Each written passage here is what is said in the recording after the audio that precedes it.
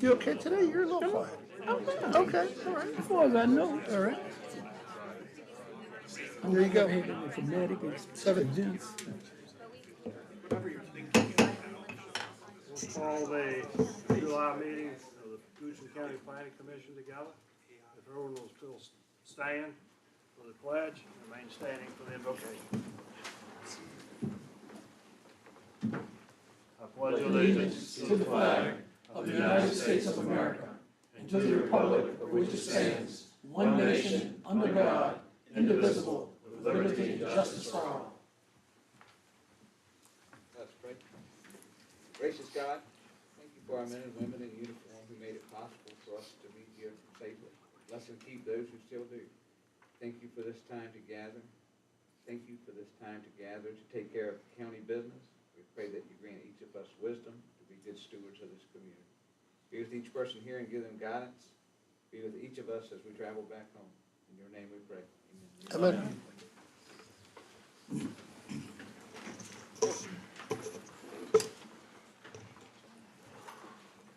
As a point of new business, we have some code changes I'd like to read for everybody's public information. Beginning July the 1st, the General Assembly amended the code pertaining to timing and substance of public notices. For ordinance amendments and land use cases, continuous requirements for notice once a week for 2 weeks requires that both notices run within 14 days of action on them. Both Planning Commission and Board of Supervisors public notices will now run 1 week later than the previous requirement. Planning Commission notices will generally be 1 week and then 1 day before the meeting. Board of Supervisor notices will be 2 weeks and then 1 week before the meeting. Staff is following the new timing requirements for the July Planning Commission and Board of Supervisors meetings. We have some minutes to approve. The first one is the Planning Commission special call meeting on May 22nd, 2023. Motion to approve? I'll second. All in favor signify by saying aye. Aye. The second one is the special call meeting with the Planning Commission dated on May 24th, 2023. I'll make a motion to approve. I'll second. All in favor signify by saying aye. Aye. And the last one is the Planning Commission regular meeting on June the 1st, 2023. Yeah, I'll move that we approve. Second. All in favor signify by saying aye. Aye. Aye. I'll now open it up for citizens' comment period for anything that's not on the agenda.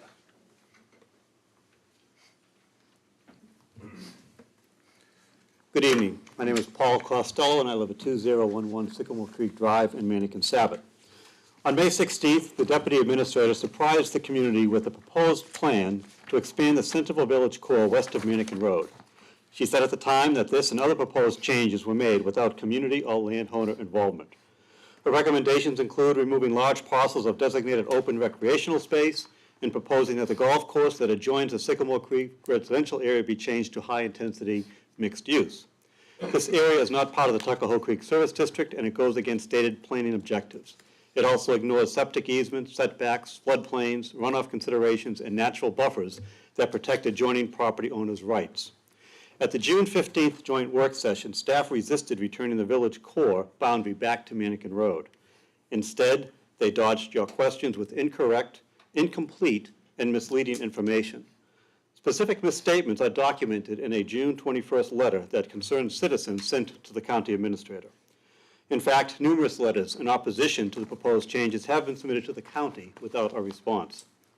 Although I was encouraged today, after Mr. Carpenter agreed to meet with community representatives on July 17th to discuss our concerns.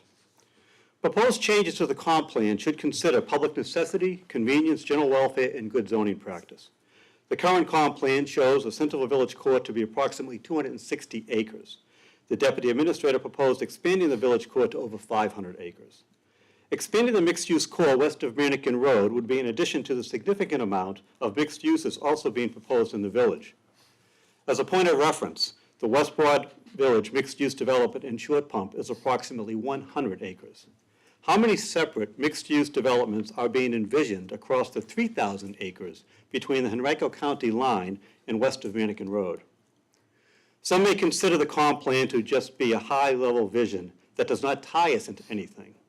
But creating a vision is not something to be delegated to administrative staff and potentially conflicted consultants that don't even live in the county. Their proposed urbanization plan is not thoughtful, transparent, or responsive to a well-documented community vision for the village.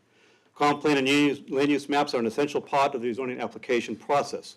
Changing land use designations, alignment of ordinances, design standards, and other zoning tools take time, resources, and care. It took almost 4 years to complete the ordinance rewrite that was just approved in 2020. I understand the fatigue factor that is now part of the village planning process. Nevertheless, we should not acquiesce to a half-baked plan just to get it done. The county is under no obligation to make changes to the comp plan at this time. Please do not approve a proposed plan that will encourage urban scale development west of Mannequin Road. Thank you. Thank you. Any other person wishing to speak? I'll close the public comment period. Are there any requests to defer or additions? No request to defer additions or deletions or changes to the order of the public hearing.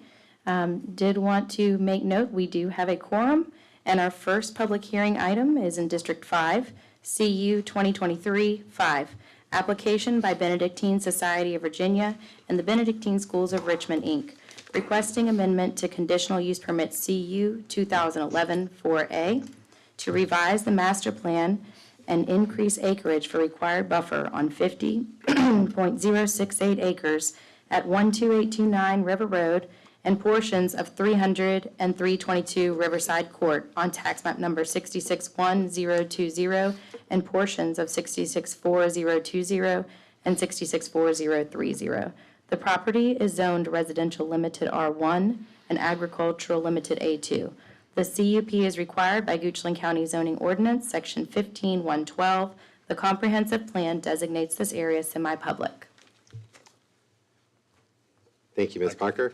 Good evening, Mr. Chairman, members of the commission. For the record, I am Ray Cash, Assistant Director of Community Development, and my presentation might be a little slightly longer than the read that we had. As Ms. Parker referenced, this is for conditional use. We're actually amending a previous conditional use for the Benedictine School. That case originally has been through several modifications, most recently in relation to the St. Gertrude's expansion and water line, the water distribution. This is Benedictine's, located generally in southeastern portion of the county. The property for Benedictine itself under the comprehensive plan is referred to as semi-public or comprehensive plan. The adjacent properties are a single-family, medium-density residential. This is the most recent aerial of the area. As you can see, the expansion that's been going, and which is the building's actually up. The area under discussion is generally right about here. It was formerly tennis courts. Now it's proposed to be a softball field. And then a little bit on the adjacent residential properties. There is an existing house over here.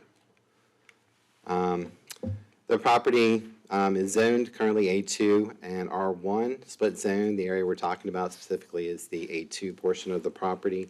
And what I tried to do is describe here on the area, these are the general portions of the property that is being requested to be added from the adjacent residential lots in the Pembroke Farm area. Both of those lots are owned by the applicant. So the previous conditional use of our reference was for a school. It did include a master plan that showed the location of proposed facilities of the existing campus. There was some flexibility built in there that we could, during the plan review process, there could be modifications, different locations of the facilities. However, it did have a condition that required a 25-foot buffer on the eastern property line. So when Benedictine looked at the opportunity to adjust the facilities around there, they looked to relocate a softball field up adjacent to the eastern property line. Unfortunately, it didn't really fit within the road network there. It encroached upon the existing buffer and the buffer condition, and it didn't meet setbacks.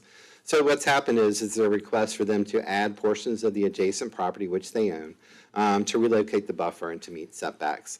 The total addition of this request is 0.053 acres, so it's not really a large, it's taking very small portions out of those existing properties. So this is the proposed master plan. As you can see, this is the relocation of where the softball field is. Most of the existing facilities, the road improvements, parking and things are in. They'll actually be relocating a sidewalk network to address, to make sure we've got handicap access to the site. This is a zoom in of the softball field in the area of the expansion. So this will be the area of the 25-foot buffer that's now coming out of the other properties. So you can see it's like dip down and go up. Part of the advantage for this is there is an existing stand of trees there, which really would help. Due to the construction on the site, installation of things over the years, the previous tennis courts that were there, and as well as the need for the expansion of the softball field, and especially the dugout was a little bit of a pain, caused the additional setback, that the trees in that area are gone. So it's a sort of a trade-off is that they can move the property line and take advantage of the trees that are existing. There was a community meeting held back in May.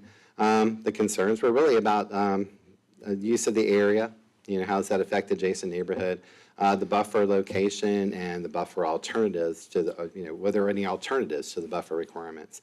We've also received yesterday, one email in opposition. The concern really was concern about the expansion of the school and the related activities and how does that impact the Pembroke neighborhood. So as I said before, the applicant does own all the property in the request. The proposed master plan amendment and relocation, by the way we're amending the conditions here, really would meet the intent of the original condition to make sure you had a buffer between the residential property and the school activities. The additional property permits a sufficient room, and as I mentioned, provides a stand of trees. Should this get approved, the applicant would have to follow through with an update to the plan of development to show the softball field location and the buffer and things like that, but also add the additional property from the residential lot. So it's going to take a couple plat activities to get that done. So the conditions before you that are really changed, it's only 2 conditions are being amended out of the previous case. One is to obviously state we're replacing the last case with this next one. So that's the CU 211-0004A, which was the previous case. Update to the master plan dates, and then a reference to how the softball field relocation requires adjustment to the buffer, and then referencing condition 12, which is the buffer conditions. And that's it, and staff's available for any questions. And the applicant is here to make a presentation as well. Any questions? Nope. Thank you, Mr. Cash. Would the applicant like to speak? Yes, please.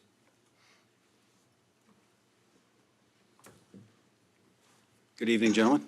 My name is Jesse Grapes. I'm the president of the Benedictine Schools of Richmond.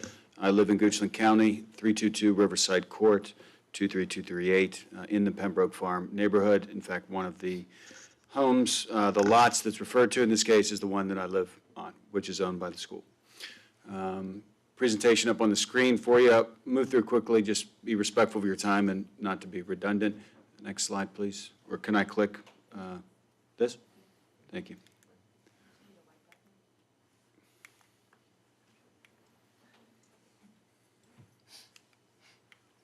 Oh, there we go. It's working. Thanks. Historical timeline. These are just all the prior conditional use permit work that the schools, the Benedictine Society, who I'm representing tonight, the monastic community have worked with the Planning Commission and the Board of Supervisors on relative to the educational operations at the school, which, just for everyone's reference, began in August of 2001. The society moved out to Goochland County in 1989. Since 2001, the schools have been using the campus that was referred to in the case for primarily athletic purposes, and then since 2011 for academic purposes as well. The reason for this case, and you might recall this from a prior conditional use permit, is travel that our students are undertaking to access the current facilities that are needed to support these sports. The sport we're talking about is girls softball, and that field is at 490 Scott Road, 23 miles away from our campus. So we're doing everything we can to keep those kids off the road, which obviously is safer for them, but also safer for residents in many areas. Okay, softball field proposal, straight from the GIS there. Just kind of frame of reference, this is more current imagery. This is, I think, Google Maps, but the new St. Gertrude High School building, which we've received certificate of occupancy for. That's that lot right there. You can see the house is kind of cut off. There's a lot owned by the school. I live in that house. This second lot here, referred to as an open lot, there's no development on that lot. It's a large 4-acre grass field, is also owned by the school. And these are the two from which we would be contributing that 0.053 acres from to the main campus. Pre-existing vegetation buffer, I think this is kind of a really important part of this. So if you see those trees there on that line where that green line just appeared, this is the exact vegetation that was here in 1989. Except small, it's larger now, taller. When the monks moved out to Goochland County, it's the exact same vegetation that was there when the school built its athletic facilities in 2001, and the same vegetation that was there since we started doing academic operations out there in 2011.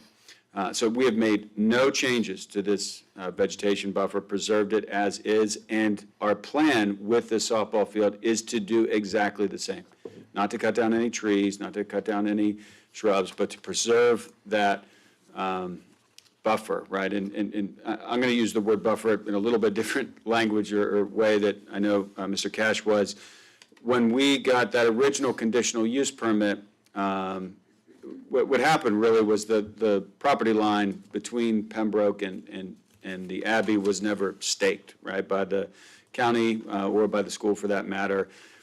And the main concern was preserving that visual buffer between the residential community and the school, which we have done, complied with the intent of the language in the CUP, which I have in here for your reference, future slide.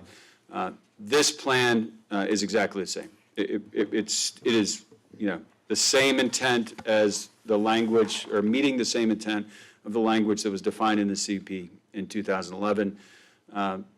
And you'll see that here clearly in a few slides. That is where the pre-existing tennis courts are. It wasn't quite a square. It was a little bit of a Tetris-shaped space there, and that is what we would be replacing with a softball field. So an athletic use for an athletic use. We're not looking to gain a new academic building. We're not looking to put lights associated with some sort of building on the property that's very close to the residential neighborhood. It's replacing one athletic use for another athletic use. You already saw this from Mr. Cash, the little bump out there. Again, pre-existing tennis courts, zero impact to the current vegetation buffer. In the plan, we worked with county staff in the kind of conceptual plan to use a retaining wall along the edge of the property so that we wouldn't have to grade into that vegetation, so that it would all remain present and intact and in no way visually change any current condition with respect to the neighboring community. And it's this property line adjustment, granting of the small piece of land to the main campus that allows the language, the 25-foot buffer and the setback that Mr. Cash referred to be preserved. Just for historical purposes, again, we're not trying to sneak anything across the finish line here. That red line is the property line. So in the next slide, you'll see the language that was in that original conditional use permit related to buffer. As you can see, that vegetation, which is referred to in there, was really never on the school's property. Didn't know that at the time, and I'm sure the owners of those properties really knew it either. They just didn't want to be able to see into one or, from the other. But when we put together this plan, staked the line, realized, well, 20 of the 25 feet of that vegetation is actually in the residential neighborhood. Those were the pre-existing tennis courts. You can see the dates when those existed, and they have since been demoed to support the modified road plan that created a safer traffic pattern for the students at St. Gertrude. This was that language from the 2011 CUP. This is just a screenshot of that particular piece related to the landscape plan. And as you can see, it was calling for a buffer of a minimum of 25 feet in width along the eastern property line. As you read it there, right, you kind of get the idea. It's mentioning existing trees being retained in the buffer. Well, there weren't any existing trees, right, because those existing trees actually were in the residential neighborhood, and they are still there. And now, which was not the case in 2011, the school owns those properties, and so they're all within properties that we own, and we plan to keep them there with this plan. We're just trying to meet the technical language in the buffer with this amendment. Mr. Cash already showed that. Why is this plan beneficial? It puts a girls-only sport, softball is a girls-only sport, within immediate proximity of the girls' school building. I think that kind of makes sense for a lot of reasons. Does not change the vegetation buffer that screens the school buildings from the Pembroke Farm community. The power lines in that space are being moved below ground, so that's an improvement, actually not just for the school, but for the community, because the community also draws power from those lines, and anytime there's a major storm, there can be power outages. So it's actually, that aspect is an enhancement to the community. An athletic use replacing an athletic use. No increased light pollution. We're not asking for any lights on these facilities. And this one might seem like a joke, but it's for real, right? This field has to be supported for the school operations. The girls have softball. And when we talked about, in a prior conditional use permit, some other land that we purchased, we had in the concept a softball field there. But, anytime you're talking about softball or baseball, one of the things you have to deal with is foul balls, right? And they have some kind of high arcing paths that they travel, and even with the best fencing, things will escape. And so those foul balls are going to escape somewhere. And it would be much better, we think, for them to escape into my backyard than onto Pembroke Lane. So for all those reasons, we think this plan is beneficial, not just for the school, but also for the Pembroke Farm community. Take any questions that anyone has. Thank you, Mr. Graves. Any questions? Nope. Thank you very much.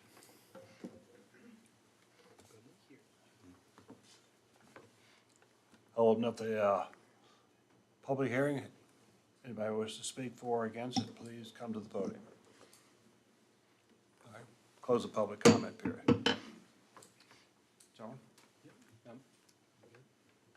I would like to make a motion to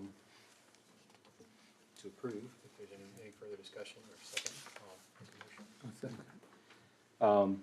So I move that the commission recommend approval of conditional use permit CU 20230005 to revise master plan and increase acreage to accommodate required buffer at 12829 River Road, 300 and 322 Riverside Court, subject to the imposed conditions as presented. All in favor, signify by saying aye. Aye. All opposed? Motion carried. The motion to recommend approval passes on a 5-0 vote. This case will be scheduled for public hearing before the Board of Supervisors on August 1st, 2023, with a recommendation of approval from the Planning Commission. Our next public hearing item is in District 4, CU 2023-2, application by West Broad RE LLC requesting a conditional use permit for an electronic message board sign on 1.353 acres at 1504 Little Tuckahoe Court on tax map 59-1038A6. The property is owned industrial general M2. The conditional use permit is required by Goochland County zoning ordinance, section 15416. The comprehensive plan designates this area as commercial. Good evening again, Mr. Chairman, members of the commission. Again, for the record, I'm Ray Cash, Assistant Director of Community Development. So this is a conditional use amendment as well. The use in question we're talking about here is Tommy's Car Wash. That's at the corner. It's a recent business come to Goochland. There's an existing conditional use on the property that regulates that use and related site improvements for the car wash use. That is a CUP in industrial district. This property is located generally in the northeastern portion of the county. As we mentioned, the comprehensive plan does call for commercial in this area, and the surrounding property is M2, B1, M1. It's a mix of very commercial, and we have actually Sheltering Arms across the street. Aerial is very deceptive because there's a lot of development on that property now. So again, it was previously approved to permit a car wash with conditions. All those previous conditions will remain. This request is solely to replace the existing monument sign face with an electronic message board sign, which will also include static copy. New conditions are being added to address the electronic sign. The applicant has not requested any exceptions to our standards that are provided in the ordinance for the electronic sign. This was the original plan that was approved that showed the site layout. The site's been generally developed in accordance with that. I would note that the original location of the sign was much further up in the street. That actually would have been inappropriate. The sign is relocated to meet proper setbacks and distance from the sign across the street with the Wawa. So you see the sign here meets the monument sign design standards. The area in question that is going to be the electronic message sign is that. It's 11 millimeter pixel pitch sign, which is a little bit different. I mean, it's not a base standard, it's a little higher standard for signage. And there will be a mix of static and electronic copy. And the electronic portion takes about 62% of the sign face up. There was a community meeting with Mr. Patuck and I there, and they believe the applicant and one citizen were there. There were no comments from the attendees.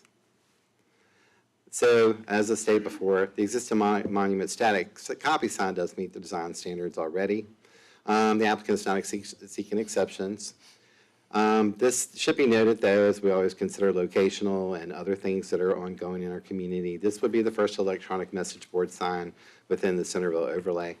The nearest one within Goochland is at Salem Baptist Church, which is way outside the overlay. As the Centerville plan area is under review, we do anticipate there'll be future design updates and reconsiderations about what would be permitted within that district. So the new conditions that are being provided are related only to the sign requests, as I stated. These are standard conditions that we use with the EMCs that have come forward. It really states that it should be in operation with the design standards and as well as the operational standards for signs. It should be in accordance with the exhibit that we showed for the sign itself. There's an additional sign that's in the staff, additional exhibits in the staff report, and that really just shows you the location of all the signs on the site. And then it has a standard condition related to transfer of lease. The applicant is present, and staff is available for any questions. Any questions, Mr. Cash? Thank you. Would the applicant like to come forward and speak?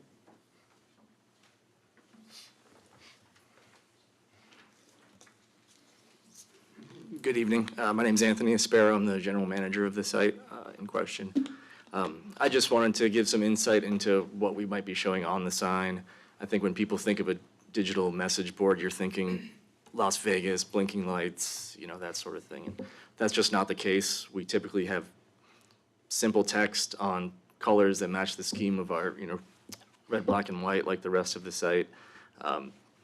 You know, just for general promotions, but we also do, for example, Teacher Appreciation Day, we do free washes for them. We did free washes for veterans in Chesterfield on Wednesdays. We were able to get that message out to the community. It's not car wash, car wash, car wash, that sort of thing. And if any of you have been to our site, I hope you see the care we put into keeping it looking really nice, really well-maintained, really clean.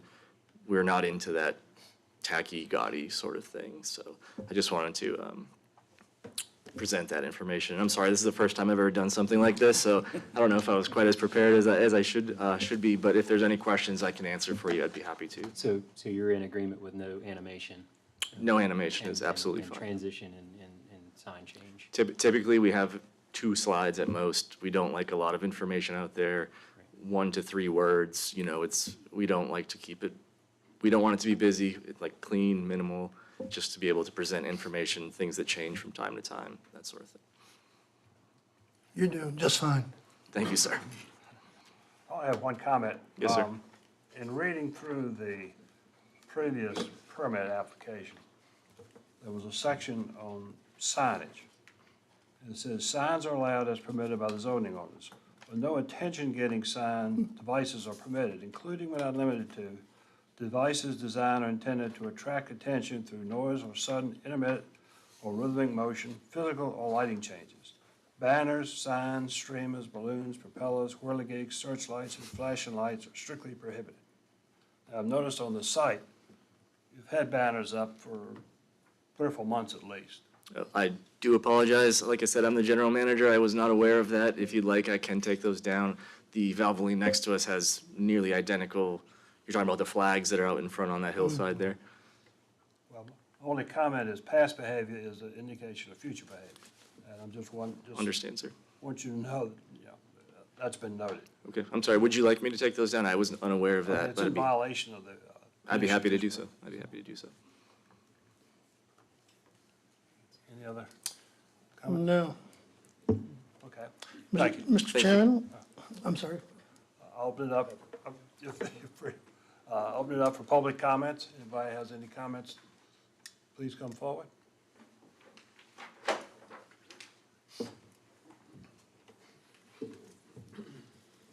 Mr. Chairman, Jonathan Lau, 1521 Mannequin Road. I've been in the county long enough, and I think many of you have, that when SB Cock Ready Mix was there were flashing lights.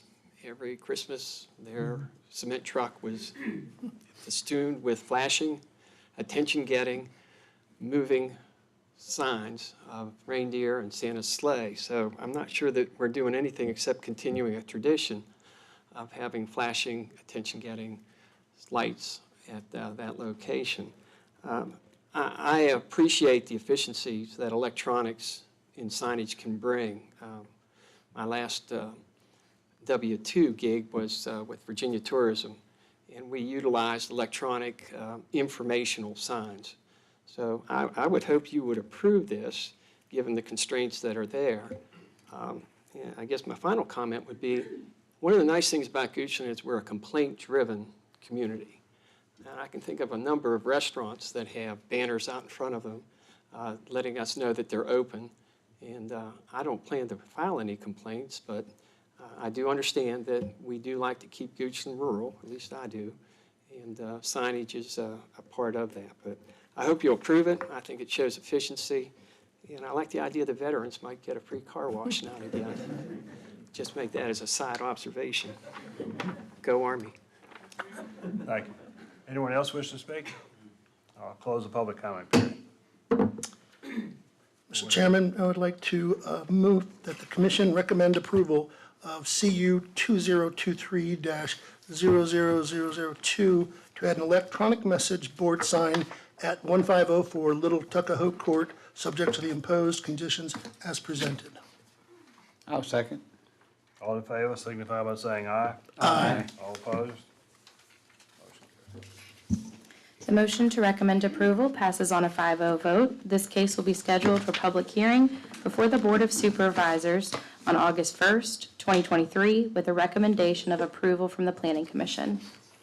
Our next case tonight is in District 3, CU 2023-4, application by Amy Norris, requesting a conditional use permit for adult daycare center on 1.837 acres at 2913 River Road West on tax map number 421-03080. The property is zoned Business General B1. The CUP is required by Goochland County Zoning Ordinance, Section 15242. The comprehensive plan designates this area as commercial. Thank you, Ms. Parker. Members of the commission, Tom Coleman, Principal Planner. As Ms. Parker said, this is a conditional use permit request for an adult daycare. This is centrally located in the Goochland Courthouse. The subject property is recommended for commercial in the comprehensive plan, and it is zoned commercial. The proposed adult daycare facility would be located in the Goochland Courthouse Shopping Center. Sort of showing the front elevation on there as you're driving down Route 6. It looks like it's a one-story building, but it is actually has 2 levels. So the applicant is proposing to lease the entire lower level. The CUP is for the adult daycare. The applicant's also indicated they're going to operate a doctor's office there, a medical office there. That does not require a CUP. That use is allowed by right. There are minimal changes necessary to the site or to the exterior of the building. It essentially would be like a tenant upfit for the center. The applicant indicated that they would serve about 25 clients and employ about 6 people. And the adult daycare use is also licensed by the state of Virginia. There was a community meeting held in May. There were a few questions about the applicant's business plans, but the attendees were supportive and no one expressed concern or opposition to the request. There are a couple of conditions that come recommended to you.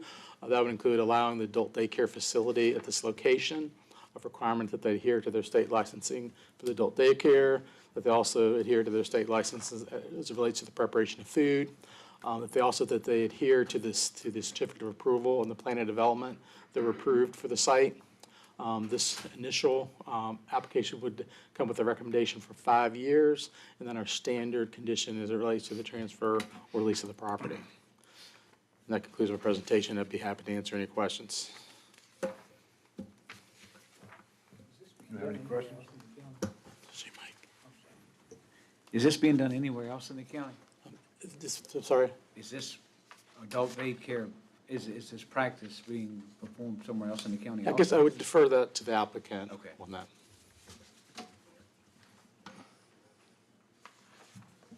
Any questions? Thank you. Is the applicant here and wish to speak?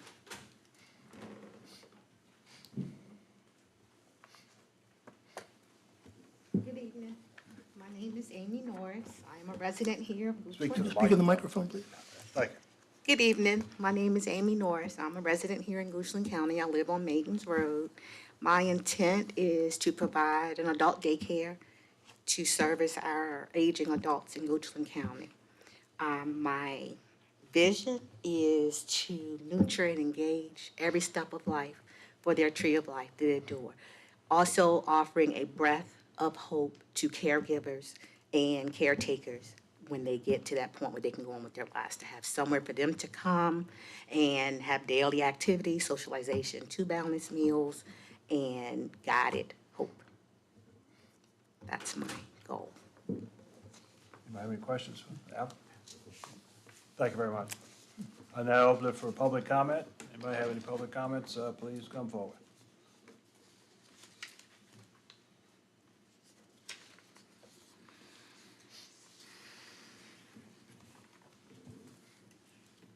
Linda Moore, 2164 Prophet Road, Mannequin Sabbath, Virginia. I would like to support this application. As a caregiver for the last 56 years, I know how important it is to give some respite to the families. And I appreciate having one close in Virginia, in Goochland County, and I hope you will approve it. Thank you. Thank you, Ms. Moore. Anyone else like to comment? Close the public comment period. I move that the Comments? I'll make a motion. I don't have any questions.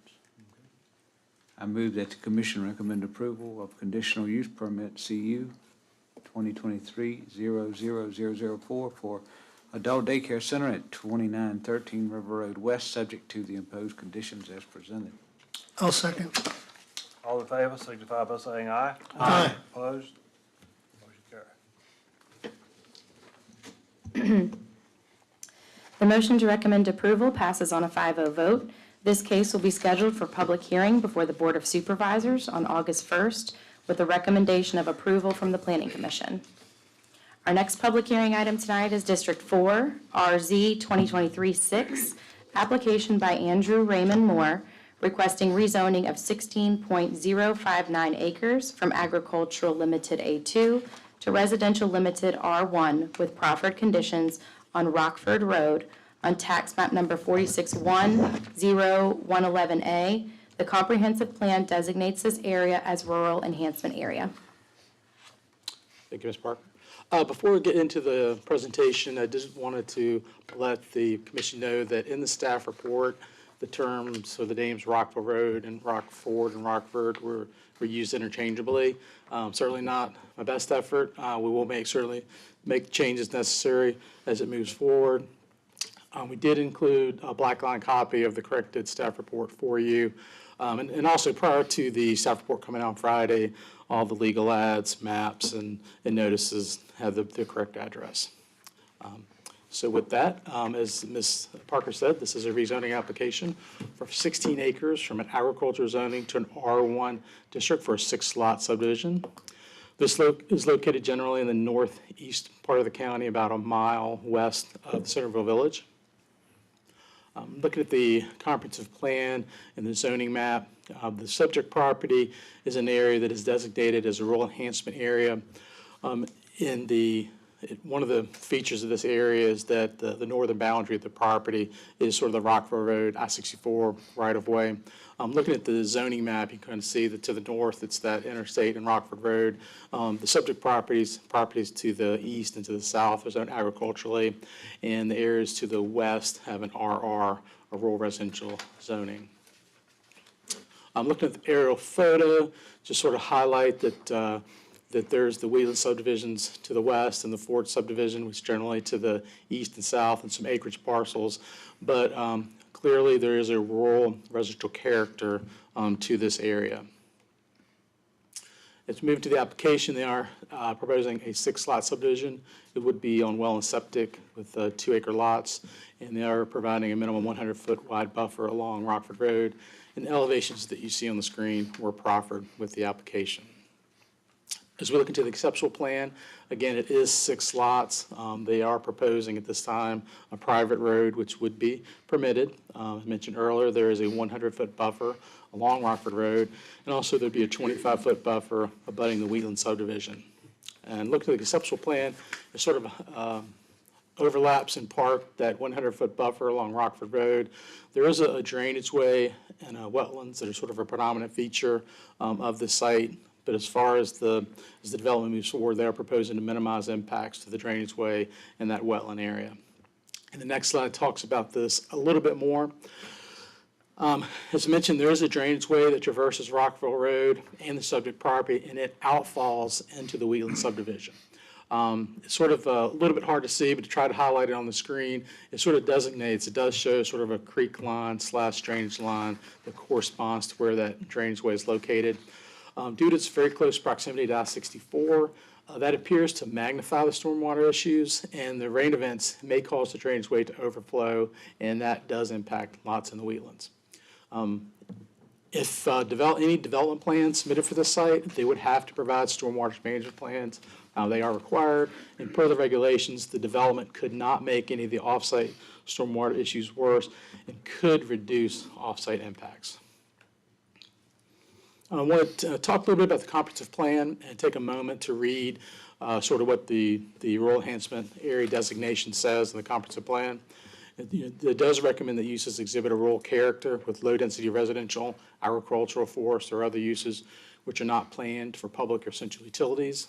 Residential uses should include a significant amount of open space, limit the amount of grading and native plant removal, and create minimal visual and other impacts. The rural enhancement area does support minimum 2-acre lots. That would be comparable to what would be allowed in the A1 and A2 districts, which has a minimum of 2 plus an additional minimum of 3 acres for any lots that front on a public road. Mentioned earlier that this is located sort of surrounded by the wheatlands and fords subdivisions, and just want to provide a little bit of information, sort of provide some context about how this subdivision would compare to those. The subject property is an R1 zoning, 16 acres, 6 lots. There's a minimum lot size of 2 acres. The average lot size would average out at about 2.6 acres, and they're not required to provide any open space, and they're not providing any open space as part of the application. I think without reading over the wheatlands and the fords, I think just looking at this information, the proposal is comparable to those existing subdivisions. In determining why it's consistent with the rural enhancement area designation, we looked at some of the following items. It has the same lot sizes as otherwise would be required in the adjacent A2 area. The density and lot size that show you is comparable to the neighboring wheatlands and forest subdivisions, and also to acreage parcels in the area. The site is not within the TOCSD, and it's not planned for public or central utilities. There is a 100-foot buffer along Rockford Road, which would protect the rural viewshed along Rockford Road. This proposal is not seeking any transportation-related waivers. It meets all the access management requirements. And as I mentioned earlier, the development cannot make off-site issues worse and may reduce the off-site stormwater impacts. They are providing the cash proffer as defined in the capital impacts model. There was a community meeting held in April, and there were a number of concerns that were discussed at that, including the impact of the rural character and contribution to sprawl, the removal of an existing internal road, the stormwater drainage and wetlands.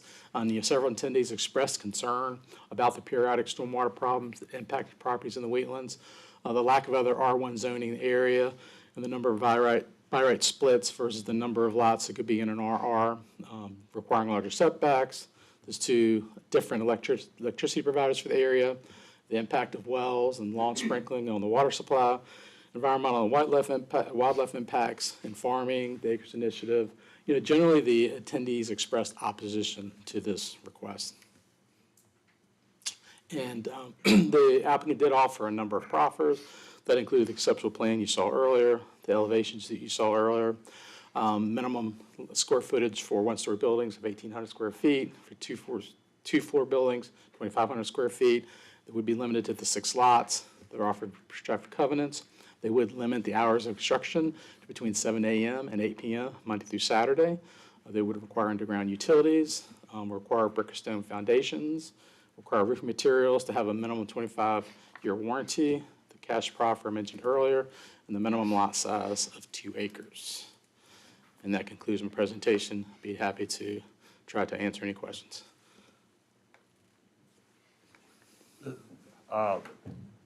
The surrounding subdevelopments have wells and septic also, Yes, so this is really consistent with the surrounding. correct. This is outside the TCSD and well west of that. Is there a current runoff problem going through the wetlands? Yes, I've seen pictures and clearly that that drainage way that's shown on the map is consistent with what some of the people talked about at the community meeting. But it's currently one. Correct. And this one doesn't make it any worse. Well, if the zoning were approved and they were to file the subdivision, they would be required to file a plan of development, stormwater management plans. And, by regulation, they cannot make anything worse. It could potentially make it better. Maybe the applicant can talk a little bit about that. Okay. Don't want to overcommit on that. Thank you. Thank you, Mr. Cole. Would the applicant like to speak?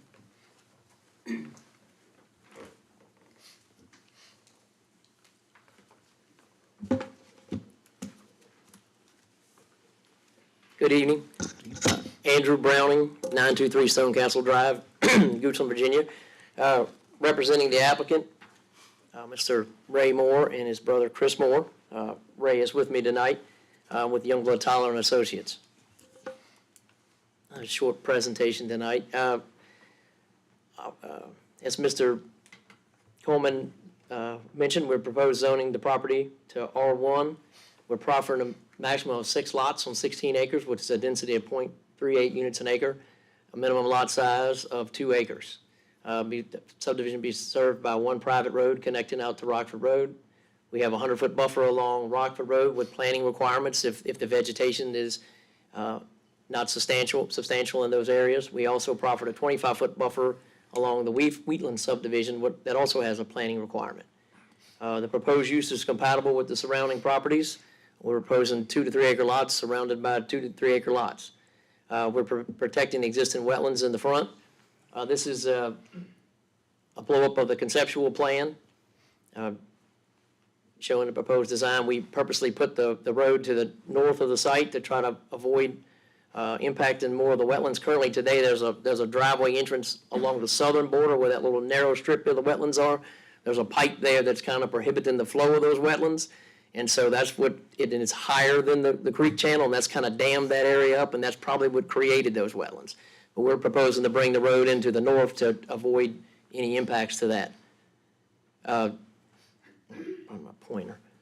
So along the southern border here is the buffer along the Wheatlands, and then we have the 100-foot buffer along Rockford Road. Proposed homes in the development will be a mix of styles: craftsman, arts and crafts, farmhouse, traditional. We proffered elevations that Mr. Coleman showed at Exhibit B.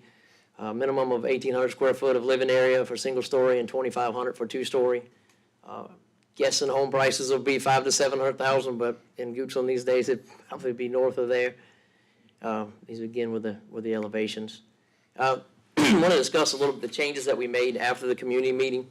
When we came in initially, we had 7 lots, and we were proposing a public road. And with 7 lots in R1, there's a 20% open space requirement. So our lot sizes were about 1.5 acres to 2 acres, and we had about 3 acres of open space kind of surrounding it. We heard concerns from the neighbors that their lots were above 2 acres, and they would rather decrease the density and bring the lot size up. So we went back, and when you come in with 6 lots, there's not an open space requirement, and we made the roads private. So the property line actually goes to the center of the road, and so there'll be no common area that's owned by the association. The lot owners will own all the property. But they're also, although there's not a true open space in a common area, we are providing open space, I made some notes here, in those buffers. And it's about a total of a little over 2.9 acres in the buffers and the wetlands that will be protected. So that comes out to about 18% open space, which is in an easement or a wetland that can't be impacted. So we do really have open space. It's just not owned by the association in a common area. Again, from that, we added the buffer along the Wheatland subdivision following the meeting, and we added requirements for the buffers to try to enhance the buffer areas if there's insubstantial, inadequate vegetation, and proffered some more quality standards for the houses. I did prepare this slide to talk a little bit about drainage. It's not as much drainage to that area as I thought it may be. And this is, the Goochland County GIS map with the topography aligned on there. There's about 15 acres, so a little bit of 64 drains to that wetland area in the front and then continues to that drainage swale in the wheatlands. So I kind of broke this up into a couple of different areas. The first area is about 15 acres that kind of comes through the wetlands and drains to that point where it leaves the site here. And then the remainder of our site and a little bit off-site, about another 13 acres will drain in that direction that will end up in the wheatlands. And so we will be required to get a stormwater permit, and as a requirement of the stormwater management program, most of the site today is a field. And when you look at the stormwater regulations, we will be required to detain the stormwater and release it at a rate that's 80% of the level that if it were all wooded. So whatever the runoff would be if it were all trees, we only are allowed to release 80% of that after it's developed. So it's all going that direction. Our plan is to, I'm going to back up to our site plan real quick. Oh, sorry, went too far. Our plan is it'll kind of be 2 areas where the stormwater will leave the site, and we would have a stormwater detention basin in both areas, and we would be detaining the runoff before it left the site and improving the situation. Be happy to answer any questions. We would ask that you humbly approve the proposal ahead of you tonight. Anybody have any comments? Does that answer your questions? Yes, it does, yeah. Runoff? Mr. Browning, when was the property subdivided? How old is this lot? So I'm not exactly sure. It was a parent tract at some point, and these couple lots were cut off as a division. And so I think there's one by right parent split today. But that it was a parent tract that had, I think these two parcels to the east of us have been cut out of that parcel originally. So it would have been less than 20 acres and had 4 division rights by right under under 20 acres. And that wetland at the front area, for lack of better terms, that's been there since the 90s from what I can remember. It's been there a long time. For a long And I think the road that whoever put the get into the field, they put a pipe in and put a road in, and the pipe is too high, so it doesn't drain, and then it's too small as well, and so when it rains a lot, it probably fills up like a lake and then slowly drains out. So that's actually detaining runoff and helping the situation in itself for the neighborhood because it's slowing the runoff down. Okay, thank you. Thank you, guys. I'll now open it for the public comment period. Do I wish to speak?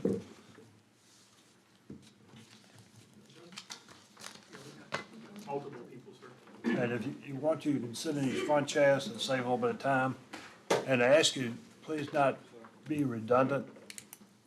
Once we hear it, we hear it. We don't need everybody saying the same thing. My name's Bryce Allison. My property, 2379 Wheatlands Drive, borders this proposed subdivision. Got 2 main issues with this rezoning request. The topography, drainage, I've lived in there for 20 years. So we've talked a little bit about, that drainage pond from 64th. That's not the issue. So the topography, drainage on this property has changed since we moved to Wheatland subdivision almost 20 years ago. I don't know exactly why. My wife and I think it was built out with biosolids. It was being used for agriculture. It was built up. That's what I truly believe. I don't remember seeing any official request to build that up. At one point, our house used to be visible from Rockford Road at the point where this property is. I can't even see my house anymore, even with no foliage on the trees. This has created a drainage problem for my lot during heavy rains on that backside of the property that you saw that now they've proposed putting a drainage pond in there. Such that about 10 years ago, I argued that the back of my property was not suitable to even build a shed on due to the runoff. And therefore, it should not be assessed as a similar sized property with all the land usable. By the way, that runoff flows into a drainage ditch approximately 100 feet from my back patio, that same drainage ditch that's coming from the I-64 runoff. The developers proposed drainage at the community meeting on April 20th and didn't really address it. They've addressed it a little bit here, but it still doesn't. It really flows into my backyard. We have pictures of that. The drainage problem coming through my backyard drills downhill and creates problems for my neighbors that are south of me and downhill. Number 2, this is a significant request to go from A1 to R1, and yet still preserve the rural character of the county, which the comprehensive plan wants to do. No adjoining properties, as per the Goochland County, are zoned R1, none of them. Adjoining properties are in Wheatland zoned RR, Ford's A2. They're all about, I agree with the acre things that the gentleman provided. Past 4 or 5 years seen tremendous growth in that part of the country, but where do we stop? We are in a rural enhancement area as per the 2035 comprehensive plan with a goal to protect and maintain the county's rural character. And this comprehensive plan commits to uphold this principle. Conclusion. I understand there are risks in purchasing property and in developing property. I took a risk 20 years ago when I purchased my property that the property in discussion tonight that borders my property would remain A1 with a rural character. The original owners and current owners of the property in discussion took a risk in purchasing it with the hope one day it would be rezoned and developed. There are no guarantees either way, but at least with this forum, I get to voice my opinion and my concern. I think we need to take a stand if we truly believe in preserving the rural character of our county as per the 2035 comprehensive plan. As such, I stand opposed to this proposed rezoning request. Believe it should remain A1. I'll voice my opposition to the Board of Supervisors. Thank you. Thank you. Sir, Nathan Schneider, 2409 Wheatlands Drive. My property borders this directly. at the very head there on the second piece of property that the flow comes to. So I tell a personal story. I was active duty Navy. I purchased this property from afar, from Pensacola. Never had seen it on a map, seen it on pictures, and understood that there was a drainage from 64, but I didn't understand what that meant to me at all. I arrived with my truck to about 8 to 6 inches of water standing in the backyard. It cuts my property in half. My neighbors built a culvert, the people that owned this property. So they don't worry about it. It flows perfectly through his land. He's got a culvert. Mine, I'm going to have to put a culvert in if I want mine to stay dry and be able to use over half of my property. So again, I think that proposal to make it better, okay. I don't think so. Not if you leave it there. So either you got to do something about it, and he said it was helping us now. The flow, lack of flow was helping us now. I heard him say that as his last comment. No, sir. No, ma'am. Not at all. So I feel like I got kind of tricked into buying 2 acres of property there, and now I'm suffering with it. And if it weren't rural, I wouldn't have wanted to be there to begin with. I wanted 2 acres, mine. So it's cut in half. So I don't ask for forgiveness on my taxes. I think everyone here ought to. I can't use it. You can't put a shed there, a building, without a culvert. Thank you. Thank you.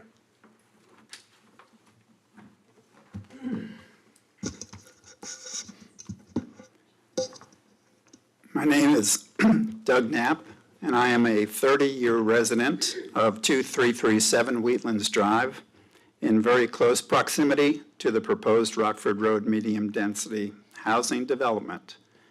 My wife, Pat, and I moved to Wheatlands in 1993 from the city of Richmond, drawn to the peaceful, rural nature of Goochland County.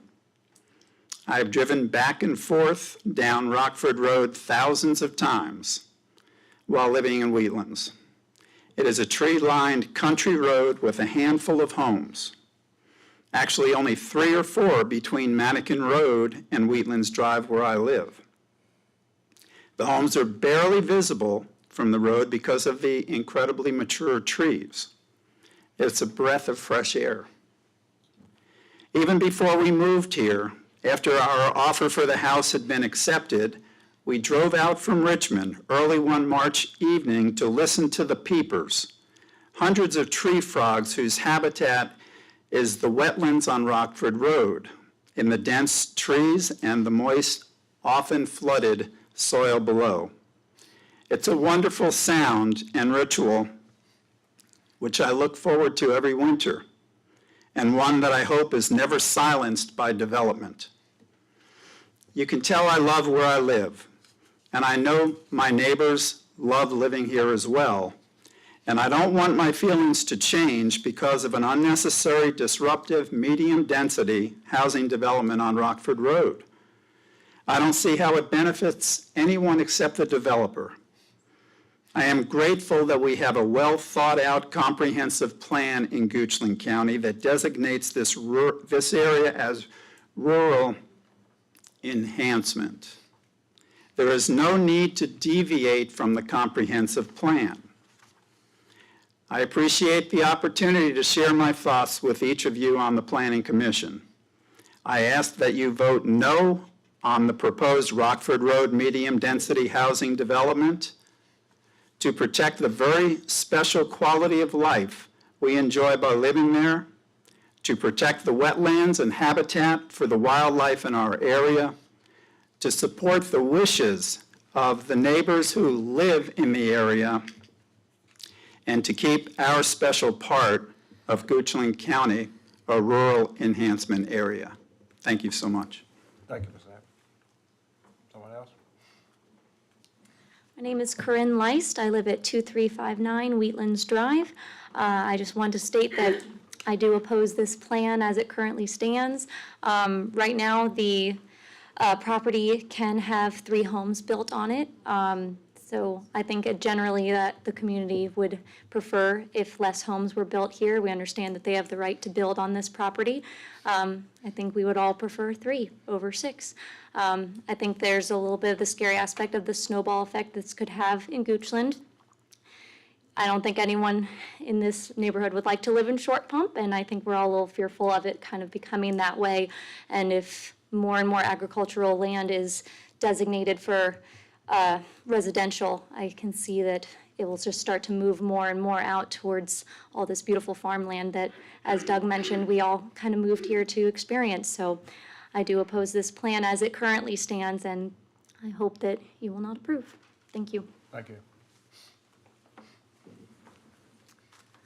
I'm Robin Kalrenner. I live at 711 Rockford Road, and I don't live in Wheatlands, and I don't live in Fords. I live in Windy Run, which got neglected from all of this. I don't know what we're actually zoned as, but our minimum lots are 5 acres. And I live at the first house going in. There are 13 homes back there, and one being built right now on a 15-acre property. It's an 8,000 square foot home. My home is more than 5 acres, and the front is 2 horse pastures for my animals, which flood from, and it comes right down where below Rockford Road starts to go on a hill going down. And every time it rains, my bottom 2 pastures both flood. I'm not in favor of this subdivision being developed by any means, and I speak for all 13, almost 14 residents of Windy Run. Thank you. Thank you. Good evening. My name's Rob Williamson. I live at 2262 Wheatlands Drive, Mannequin-Sabot. Been a resident of this county for almost 30 years. And I don't want to be redundant about the comprehensive plan, but the comprehensive plan, you can meet numbers in any plan, but not meet the intent. Rural enhancement, rural is mentioned many times throughout the whole comprehensive plan in various chapters and land use maps. The intent is the rural is to be, by definition, more like the countryside, not urban, town, city, etc. Enhancement means to make improvements. So the rural enhancement is for the benefit of the whole county. Now, what is the benefit of another neighborhood just outside the village? It's not in the designated growth area, for one thing. So it is in a rural enhancement area that is to be protected. It's the mission statement in a lot of the policy in the county is to maintain rural character. There's the 85-15 percentage cut between villages and non-village. There's mention of the Deep Run Hunt, area. These things are important to the residents of the county. So the intent of the comprehensive plan is to protect those areas. So another development of 6 $500,000 and up houses, how does that benefit the county and the residents? It doesn't by itself. So as far as protecting the residents and the rural character, we don't need anything that doesn't benefit the county directly. If it was a neighborhood that the local firemen and the teachers and that could afford, possibly, we could consider that. But another large home, six houses that are going to be R1, the designation is not compatible with the current designations of Wheatlands and the Fords, Windy Run, et cetera. So I'd like you to take that into consideration, and thank you for your time. Thank you.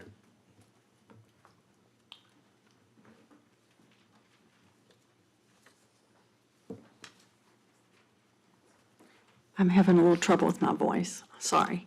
My name is Patricia Hendy, and I live at 2337 Wheatlands Drive. I just want to say 2 points. One is about the intent of the commitment for rural nature. And I know that's one of the things that the Planning Commission is sworn to uphold. And I read it in the ordinance described to support the rural and the forested areas, and agriculture was mentioned. So I wanted to say that. And the other thing that hasn't been brought out is that to enter Wheatlands and Windy Run, you have one road in, the same road out. So this road that was described as being flooded out where the horses and the donkeys live, you have to go through there. So it's a sensitive, not only for the ecology of the wetlands, but for the neighborhood. And I think to try to go in there with what would it take to build those homes in a development that's not designated for development. It's designated rural enhancement, rural residential. And the people who are investing down in Windy Run on these large lots are investing quite a lot of their wealth to live in a rural area because it's so designated and so said protected in our ordinances. So I want you to think about that, about your duty to protect what Goochland has entrusted to you to decide. Thank you. Thank you.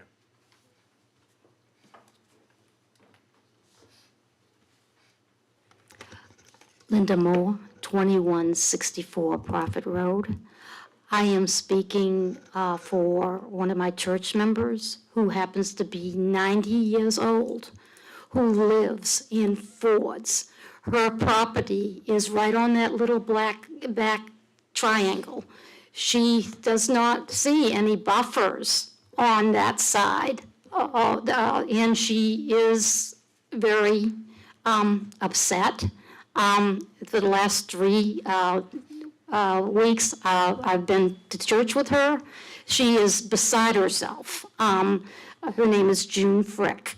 You can see her property on the little map. She is in Fords. When she's been there for, 40 years plus.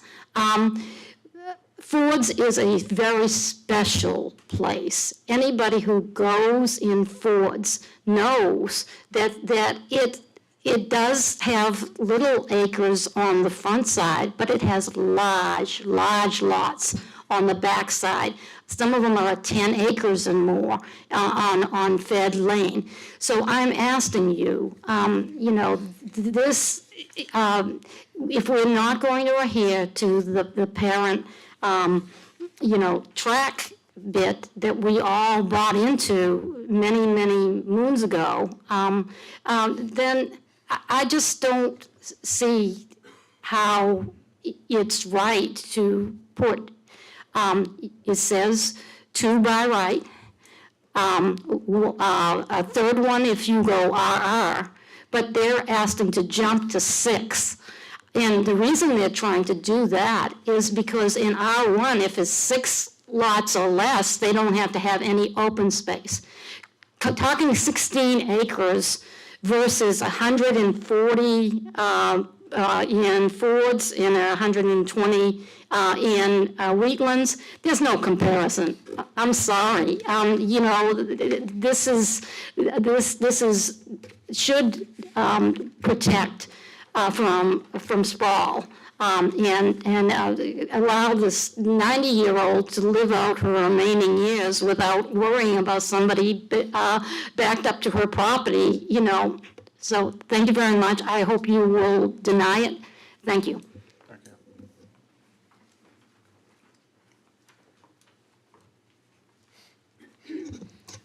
Good evening, Board. Jonathan Lau, 1521 Mannequin Road. I'm also going to ask that you deny this application. And I want to compliment Mr. Browning. He has done a good job on a number of projects in the county, but this one just isn't a good fit. What they're asking for is a change that is really out of character for the community and the surrounding areas. In the rural community, there's a saying that you don't tear down a fence until you really know why it was put up. In so many ways, the comp plan and this A2 zoning is a fence. It's one that the people who bought and invested time and resources into buying into the community were anticipating, and it's not a guarantee, I understand, but anticipating that they would not find themselves with an R1 subdivision going in close proximity to them. So knowing Mr. Browning and others, I think he would rise to the challenge. If he said, all right, you got a piece of property, you can put 2, maybe 3 houses in. If past his prologue, he'd do a good job with that. I'm not saying that we need to challenge him, but I think he would rise to that challenge if that was the situation given to him.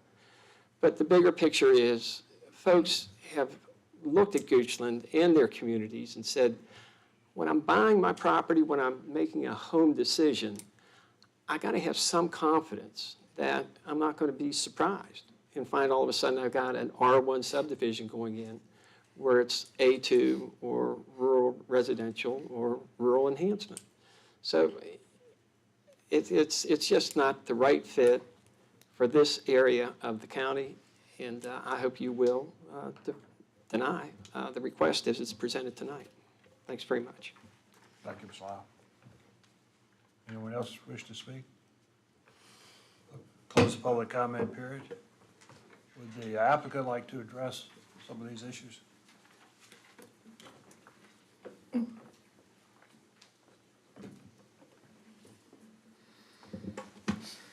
Again, Andrew Browning again. I would argue in this case that it does fit what's consistent around. I mean, the entire property is surrounded by 2 3-acre lots, and we're proposing 2 to 3 acre lots. So I do think it's consistent with the area and meets the objectives of the rural enhancement area. In that case, we are preserving the wetlands, and one gentleman spoke about the trees along the front and the wetlands, and here the frogs. We're preserving those trees, and that's the intent of that buffer, and to save those wetlands. You know, the issue with the drainage through the wetlands, I think I addressed. I mean, there was always a creek when they bought those lots, and whether or not they can cross to get to the back of the lots, I mean, it's insignificant. It doesn't affect this case. I mean, it's always been that issue. We will definitely be there will be a reduction in the runoff because at least 16, 18 acres from this site we're going to have to detain it before it leaves our site, so it will have to be reduced by the stormwater rules, so that it should improve that situation. Be happy to answer any other questions you guys have.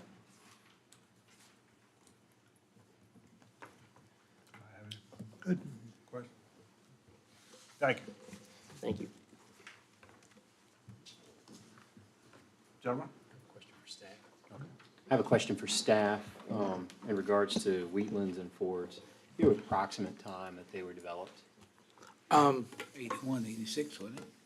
Yeah, it was in the, Just review that. Wheatland's about 1986, Ford's about 1981.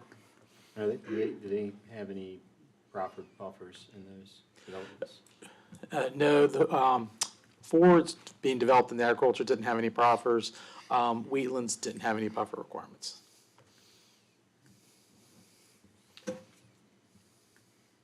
Thank you.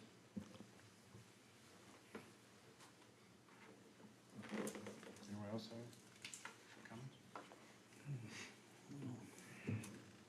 Do I hear a motion? No? To me, the acreage is equal, I mean, it's right in between the lot sizes of Wheatlands and Fords. I mean, I think it's a reasonable fit there. I move that the commission recommend approval of rezoning RZ 2023-00006 for 16.059 acres on Rockford Road from agricultural limited A2 to residential limited R1 with proper conditions as presented. I'll second. All in favor signify by indicating aye. Aye. Any opposed? No. Let's get a roll call vote for clarity. Mr. Duke? Aye. Mr. Brewer? Aye. Mr. Rockacharlie? No. Mr. Patak? Aye. Mr. Myers? No. The motion to recommend approval passes on a 3-2 vote. This case will be scheduled for public hearing before the Board of Supervisors on August 1st, 2023, with a recommendation of approval from the Planning Commission. Our final item tonight for public hearings is RZ 2023-4, application by Crescent Acquisitions LLC, requesting rezoning of a 28.94 acre portion of a 44.20 acre parcel from Agricultural Limited A2 to Industrial General M2 with proffered conditions at 2212 Ashland Road on a portion of tax map number 48-1-010-0. The comprehensive plan designates this area as flexible use. Thank you, Ms. Parker. Mr. Chairman, members of the commission, I'm Jamie Sherry, Director of Community Development. Crescent Acquisition LLC is requesting to rezone 28.94 acres of a 43-plus acre parcel from A2 to M2 in order to develop speculative industrial uses to include manufacturing, warehouse, distribution on Ashland Road. On the dais in front of you, there are some amended proffers. I wanted to bring those to your attention. It's somewhat of a housekeeping item, but I did mention it in the staff report, so I needed to make sure that you all knew it was addressed. It's in reference to the buffers, and it's in reference to just making sure that the property owner, that's clear who would be responsible if they were not maintained. At the end of the public hearing, you will need to make 2 votes if you wish to accept these proffers to waive the time limit, and then a second vote to on your recommendation. So the property is located in the northeastern portion of the county, north of I-64 and on Ashland Road. The property, as you can see, is split. The dotted line represents the subject property. The comprehensive plan does designate this property as flexible. The area surrounding it, it's also in the northeast quadrant, which is a designation of the comprehensive plan as well. The areas adjacent to the property are both identified as, industrial and flexible in the comprehensive plan. The areas over on the right-hand side are, you have the residential area that is Parkside Village. So the zoning map, the agricultural zoning is what's the existing, similar to what we were talking about on the comprehensive plan. We have M2 to the areas to on this side of it adjacent, and then adjacent to the other side, we have A2. The property zoned on the far right side, as I mentioned before, this RPUD is the extension, the latest extension to Parkside Village, along with the recent zoning that was part of that zoning case. Excuse me. So this is the aerial map, and so as you can see, Lanier Industrial Park is adjacent. I guess that would be to the south. You also have across the street Luckstone Corporation. That is where they have their facility for asphalt, as well as their larger facility behind it. I did want to point out the yellow does show the residential that's in the closest proximity. The first dot, I guess circle, is one residence, and that is approximately 65 feet from the property line. And then also, there's another one that is very close to that one, which is about 325 feet from the property line. I also mentioned it a couple times, but there's also Parkside Village. So what they're proposing to develop speculative industrial uses to include manufacturing, warehousing, distribution use. Speculative buildings are spec buildings. They're built with tenant spaces, but they're that are developed as tenant spaces, but there's no end user in sight. So that's something that would be upfitted once the user was brought in. They are proposing 2 separate buildings. The total square footage would be 335,320 square feet. And the property is within the Tuckahoe District, as TCSD. And it's already been accepted into the district. So this is a blow-up of the conceptual plan, trying to get a little bit closer. I did want to point out a couple things. They are on here. We do have a 30-foot perimeter buffer that goes along the northern portion of the property the rear portion of the property as well as the southern portion of the property. Just for orientation, this right here is Ashland Road. There are two tree preservation areas identified. One of them is on the inside of the tree buffer on the rear portion of the property, and then on the southern portion of the property, there's another tree save area. There, I mentioned the buildings before and the square footage. There is identified the location of the stormwater pond, as well as they are dedicating 62 feet of right-of-way from the center line of Ashland Road. They have, as shown on the, you can't see the top part of it, but they do have turn lanes that they are proffering. They are proffering, and I'll get a little bit more in depth on the transportation in a second, but they are proffering to do both left and right turn lanes. The right turn lanes are potentially going to be one right turn lane and a taper. Oh, and then lastly, there is some storage here on the back that's identified as potential trailer storage. So just talking a little bit about the comprehensive plan.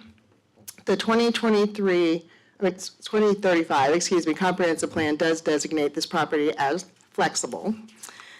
And due to its proximity to I-64 and the other higher intensity uses that I had referenced on the Ashland Road corridor, this use is generally consistent with the comprehensive plan. The comprehensive plan for flexible does mention that later industrial, a transitional industrial is appropriate, but no single-family housing or no housing.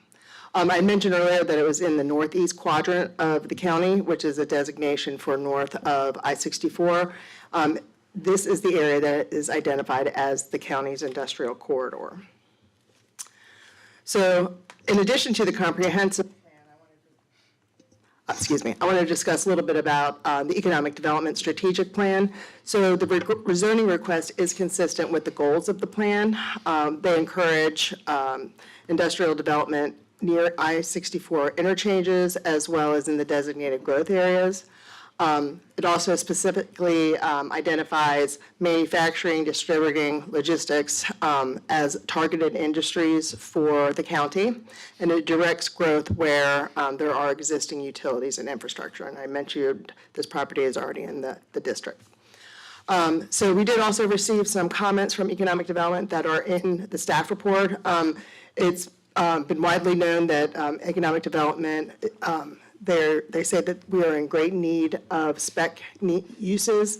They've lost 7 possible projects due to the lack of available space last year.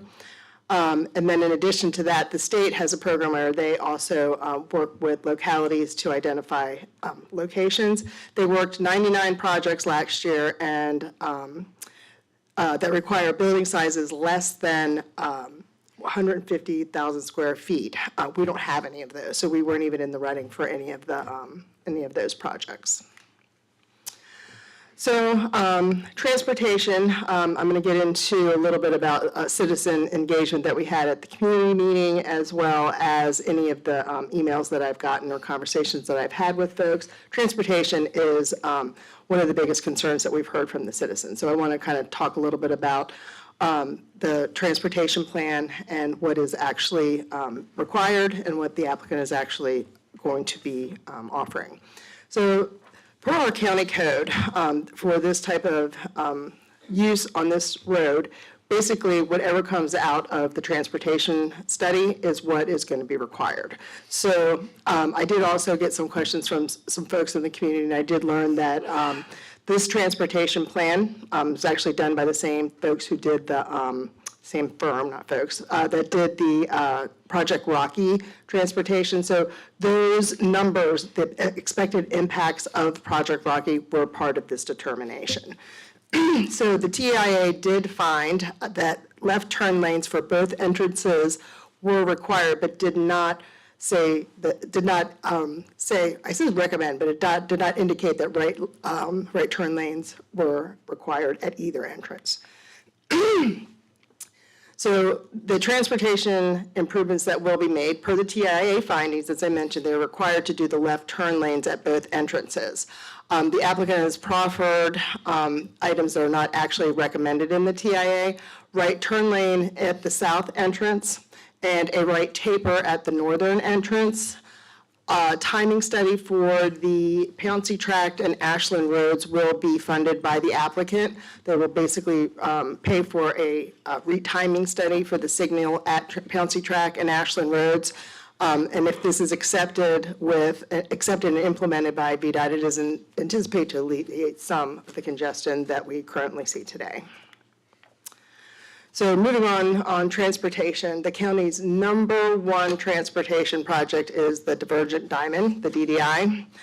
It has most recently received funding from SmartScale to fully fund the project at $42 million. That's actually just the most recent amount of money that's been awarded to this. Let's see, I jotted down. Actually, there's $75.9 million actually been dedicated to this project. So which kind of explains why it's such a high priority, knowing the current situation and the potential for growth out here. We are already underway with designing the interchange, and construction is anticipated to start approximately 2029. There are temporary improvements that have been proffered by Project Rocky that includes a signal as well, signal at I-64 and Ashland Road, and some eastbound ramps improvements. So as I mentioned, the community meeting, overwhelmingly, the concerns were in reference to traffic. 60 people attended the community meeting.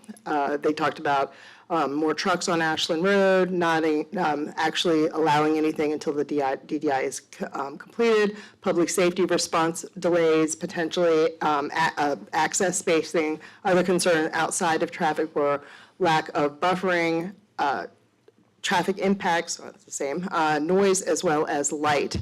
We did actually receive additional comments. I received 5 emails as to when I finished publishing this. I actually received a 6th since this was actually loaded.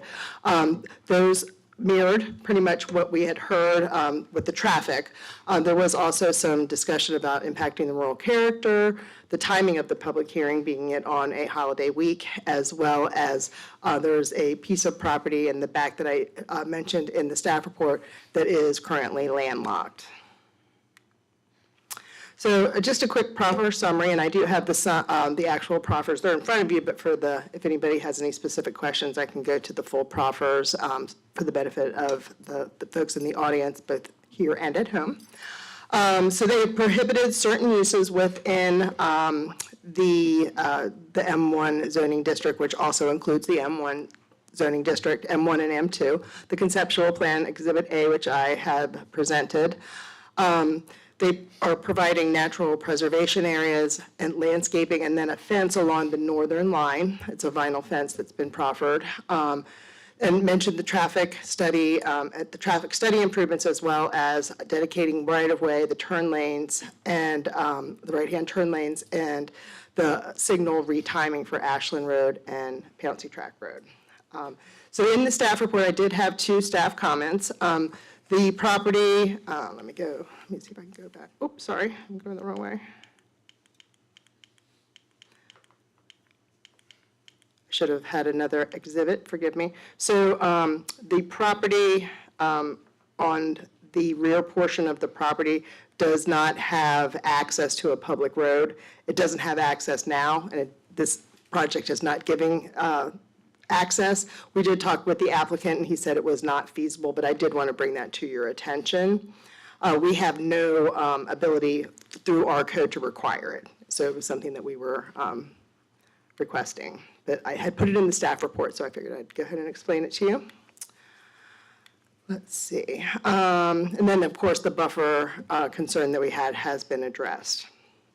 So here, the cumulative implication, comprehensive plan designates this property as flexible and is located in the northeastern quadrant. Flexible, as I had mentioned before, due to its proximity, this may be consistent with the comm plan. The northeastern quadrant does, it's all cut off, does identify this area as the county's industrial area. I mentioned that it is in the Tuckahoe Creek Service District already, and adding an active business to this may contribute to paying down the debt. And then lastly, the economic development goals that I had mentioned, the strategic goals, as well as the need for these types of sites for economic development. So that concludes my presentation. I'd be happy to answer your questions, and I also have the applicant here. I'm sure, how far is this property from the unnamed distribution center?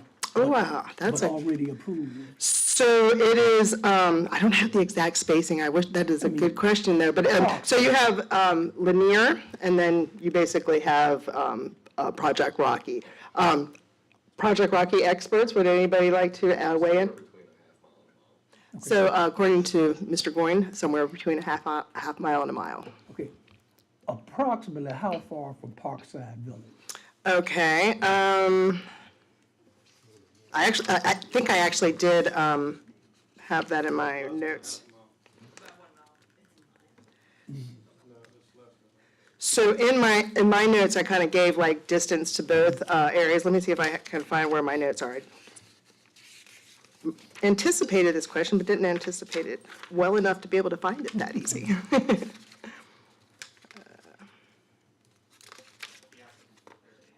Oh, the applicant is prepared to answer that, so I will defer that question to the applicant as, instead of continuing to flip through my presentation.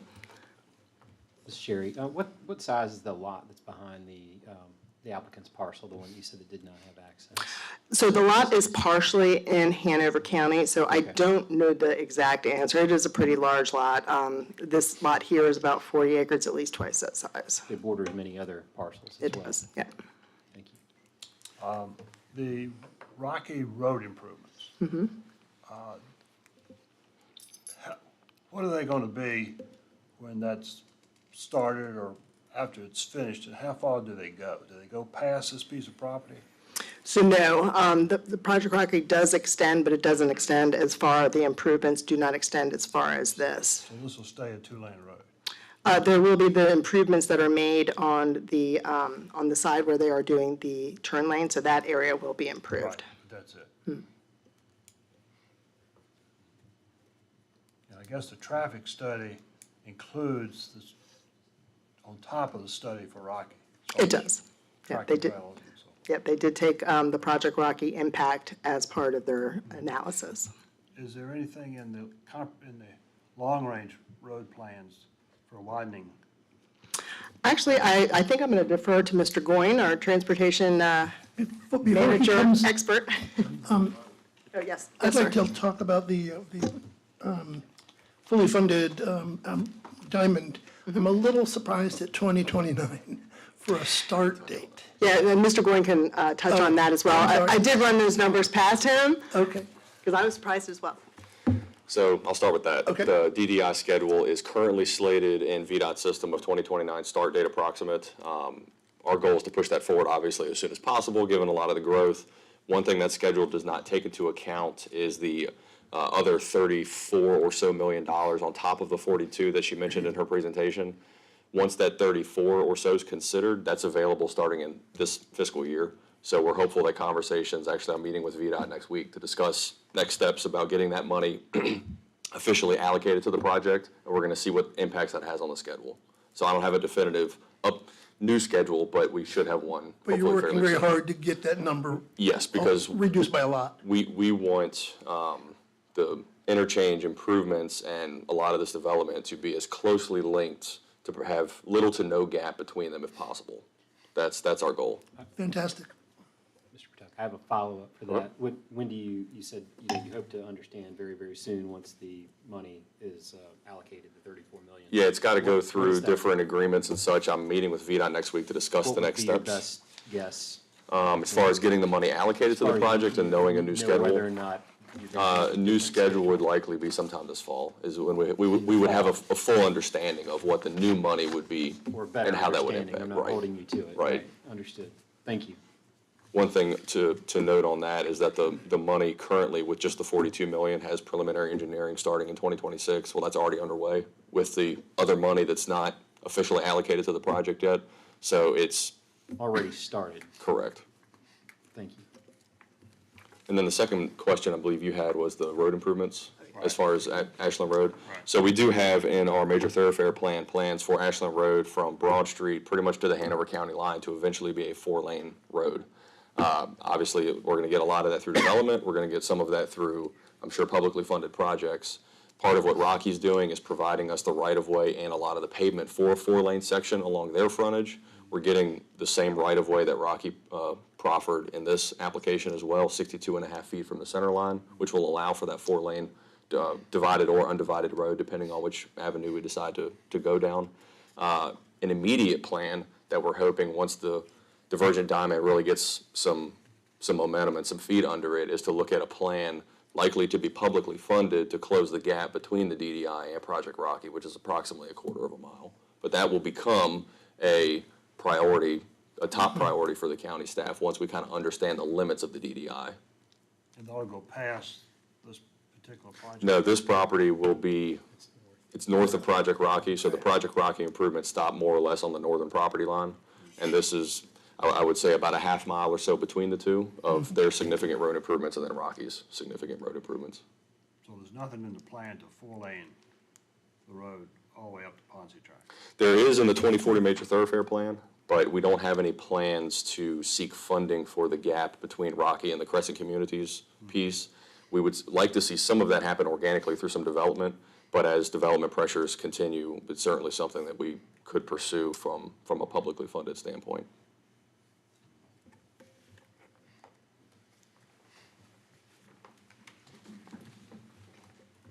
No more questions for me? Okay. All right. Thank you for that.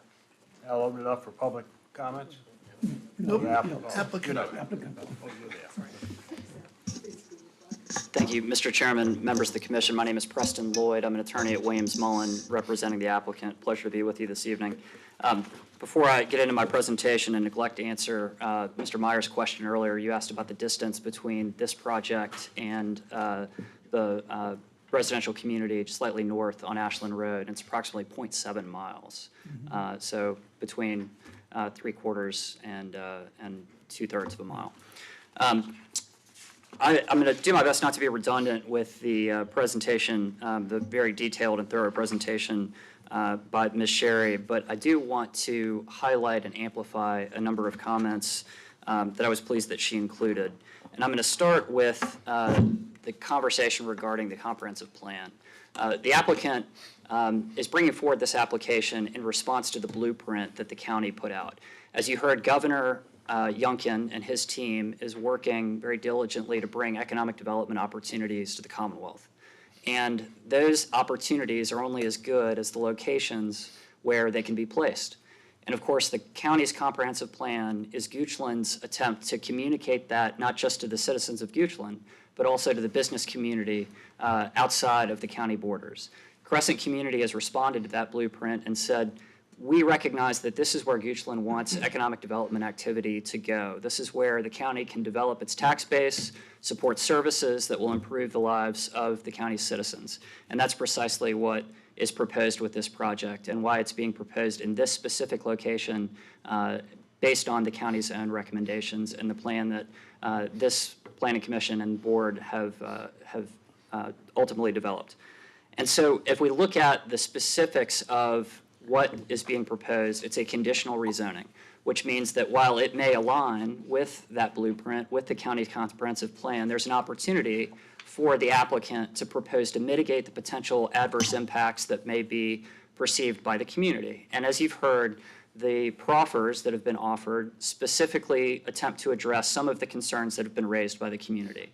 We've heard about whether this project, despite being consistent with many of the industrial classifications on abutting properties, there are residential properties, agriculturally zoned properties that directly abut other borders of this property.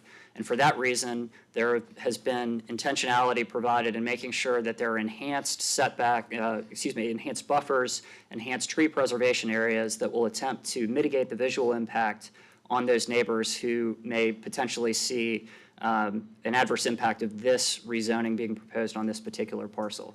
Likewise, you've heard about infrastructure. Traffic has been a primary concern. The applicant only has the ability to proffer those improvements which are called for and warranted by the TIA that you heard described by staff. We do have Kinley Horn with us this evening. Should the commission have detailed questions about how that traffic impact analysis was prepared, what the assumptions were, the background data that was loaded into that, and the recommendations that then flowed from that, we're happy to go into that detail at your pleasure. But the ultimate conclusion that I would hope this planning commission will take away is that this applicant is doing what it can to provide infrastructure in a corridor where the county has already prioritized the number 1 priority for transportation improvements in the form of the DDI. Likewise, the fact that it's within the Tuckahoe Creek Service District that certainly benefits from additional tax revenue to support the debt, the bonds that have been issued for those past improvements, adds to how this project specifically in this location aligns with the priorities of the county. And so here are those key proffered conditions as you heard staff describe.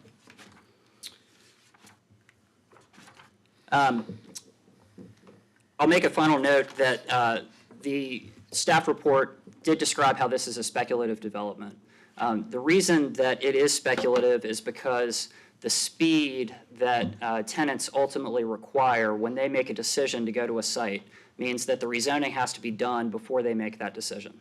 And so we don't have the luxury of coming to the Planning Commission, to the board, and saying, we have this tenant. What do you think? Is this a fit? Will this generate a specific amount of traffic that you're comfortable with? Instead, in order to respond to the demands of the market, we have to do our best to create a box of expectations and say that based on our assumptions, based on the data that's been provided by our traffic consultants, by the expectations of the comprehensive plan, we have attempted to specify that this is a use that fits with some generality. And that's why we've described it as warehouse, light manufacturing types of uses. But to be specific about what kind of uses might the community expect, notwithstanding that this is a speculative development. And Crescent Communities has provided a number of examples of similar sorts of tenants that would be the right fit for this kind of project. Tricor Braun, which is a packaging distributor.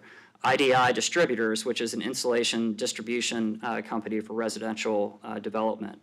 Henry Avocado, which is a food supplier. County Electrical Supply, which is an electrical products distributor. Burt's Bees, a very popular consumer products. AL Industries, which is a fiber distributor. And Trane, which of course is an HVAC supply company. These are all examples of new corporate citizens that would benefit from additional space in Goochland, but don't have it today. This literally does not exist in Goochland or in many communities in the state. There's a tremendous demand for it, and we believe that this is the right place based on what the county's priorities are. So I'll conclude there. I'd welcome the opportunity to readdress the commission should there be any concerns raised by the community, and welcome your questions as well. Thank you. I have a question, Mr. Chairman. If this project were to move forward, what would you estimate the timeline to be from start to finish? The timeline on when development activity would occur, or between when it's commenced to when it would be completed? Complete. The latter. I would predict about a site plan approval would still need to be approved, and then building permits. So from today to when it's complete, I'd say probably 2.5 years. 2 years, give or take. 2 to 2.5 years, Mr. Brewer. Thank you. Yes, sir. Thank you very much for the opportunity. Thank you.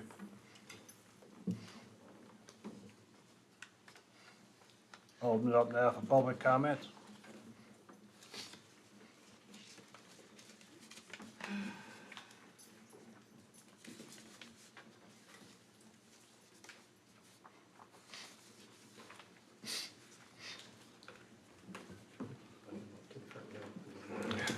My name is Paul Knuckles. Anybody else wants to speak? Excuse me. Okay. Please come up to the front so we can say some time. Just remember when the red light blinks, you're up.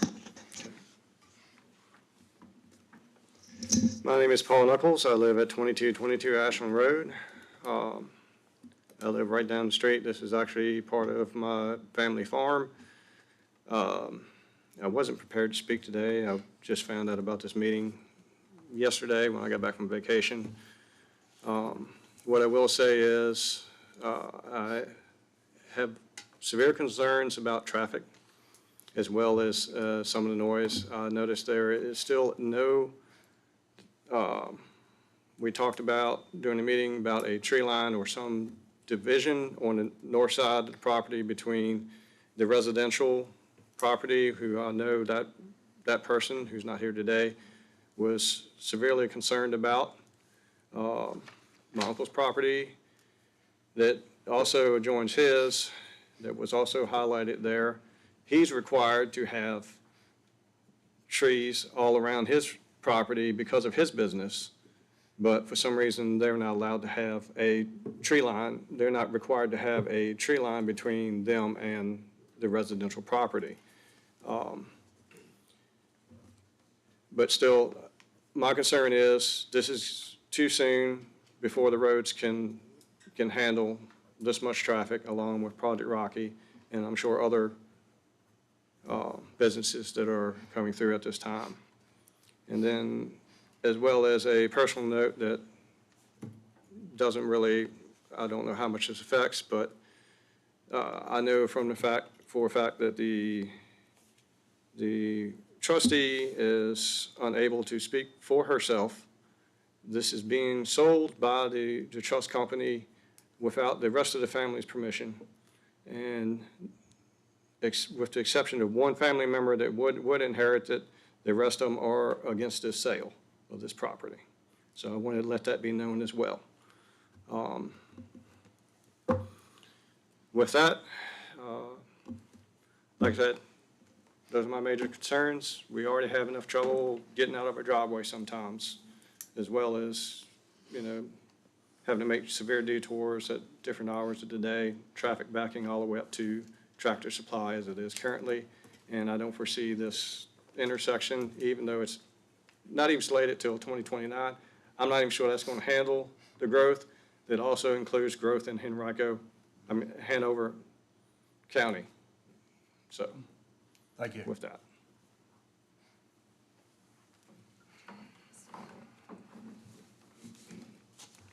Good evening. My name is Linda Price, and I'm a resident at Parkside Village, 7472 Brandiston Street. I guess what strikes me is that even though the Crescent Community Development may be consistent with the comprehensive plan, it's not consistent with the Ashland Road traffic the way that it exists now and the way that it's going to exist once Project Rocky comes in and once this community comes in. We've heard some talk tonight that the Divergent Diamond is slated to begin construction in 2029. That's many years from now, and for your elderly residents at Parkside Village, an over 55 residential community. I've also heard tonight that, well, we may be getting some more funds, but that's not certain either. It strikes me that there is a lot of speculation with the traffic and the roads on Ashland Road, and that's of primary concern to anybody that uses Ashland Road, whether it's the elderly residents at Parkside Village who are in need of emergency services that may not be able to get down Ashland Road, or anyone that uses Ashland Road, which is really, at this point, not even serviceable during rush hour from 4 o'clock on in the afternoon. You can sit and sit and sit on Ashland Road, and the same in the morning. I'm glad that the county is looking into getting millions of dollars for improvements of Ashland Road, but I'd like to see that be a little more certain before we start adding more impact to that traffic on Ashland Road. Thank you. Thank you.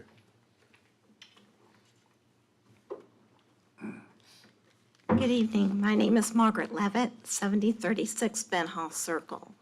And it's with great pride and confidence that I convey my time to my husband, Steve Levitt.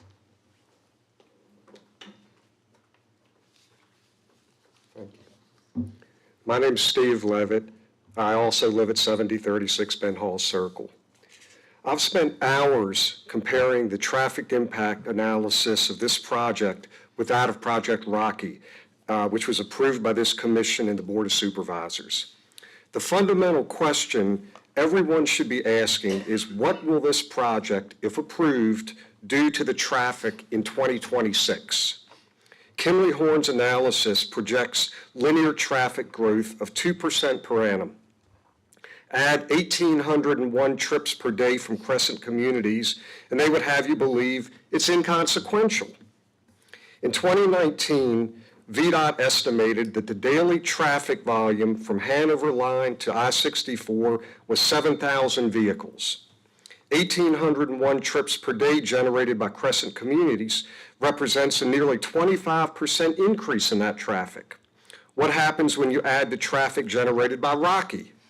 The traffic volume on Ashland Road will explode to 17,328 trips per day, which is roughly 250% increase over today's traffic volume. Now, Goochland has reported that it has secured, or seems to have secured, full funding for the Divergent Diamond at Ashland Road and 64. This, when completed, is expected to improve the congestion. However, the DDI and other planned traffic mitigation will all occur south of Rocky. It is not going to do anything north of Rocky, where traffic is already a problem. Asking VDOT to study retiming a single traffic light at Ashland and Pouncey Track will do little to mitigate a 250% increase in traffic. When you're sitting in traffic, the flow is every bit as important as the number of vehicles. If a car stops or there's an accident, traffic slows or stops. With this in mind, I question the wisdom of the applicant placing two entrances off Ashland Road. The established spacing for a non-signalized intersection of a minor arterial road such as Ashland is 660 feet per Austin Goyne. The applicant, with the consent of the county and VDOT, proposes placing two entrances 475 feet apart. Southbound, you'll have one right turn lane and a tapered lane, which by its very nature will obstruct traffic. It's designed as an intermittent traffic impediment. These traffic issues have very real consequences to the residents of Parkside Village. The more traffic you create, the slower response times will be for emergency services. Redirecting Parkside Fire and Rescue calls to Hanover and Henrico, as Chief Ferguson has proposed while Rocky was being considered, will add precious response times. Parkside Village is a 55-plus community. Unfortunately, the need is greater there than most other places in the county. As traffic continues to increase northbound on Ashland Road, Parkside is experiencing a significant uptick in commercial and passenger vehicles cutting through the neighborhood to avoid the light at Ashland and Pouncey Track. If this project is approved, the cut-through traffic will most definitely increase. We're frustrated with the county. The county works effectively with VDOT to make accommodations and facilitate commercial development. However, the county is unwilling to provide the same assistance to its residents to solve traffic problems as a byproduct of this development. It shouldn't be too much to ask for no-through traffic signs at the entrances to Parkside. The county won't do it. I'm not against commercial development. However, I ask the commission to consider the traffic implications I've outlined and deny this application. I would further ask that in the future, this commission only approve commercial and industrial development along the Ashland Road corridor on parcels south of Commerce Road. Allow us a little bit of country in what is becoming a corner of the city. Thank you. Thank you. Hear from the applicant again. Anybody else want to comment? I'll close the public hearing. Will the applicant like to speak again? Thank you, Mr. Chairman. I'll briefly close just by reiterating that we do have the traffic consultants here who'd be delighted to provide any additional information regarding some of the specifics of the study that were raised in the public comment, but I won't belabor that now and still invite your questions. Thank you for the opportunity to address you. Thank you. Does anybody want to hear from traffic? Yes. Yeah, it'd be nice to hear. Will the traffic consultant?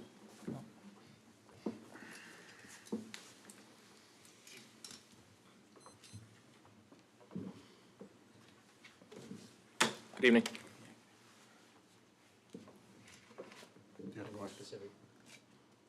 Oh, I'm Is there any- sorry. I thought you were going to make a presentation. Oh, no, I'm just here to answer questions Oh, if available. I'm sorry. I thought you had comments. Can you describe the effect of this going forward prior to the DDI being?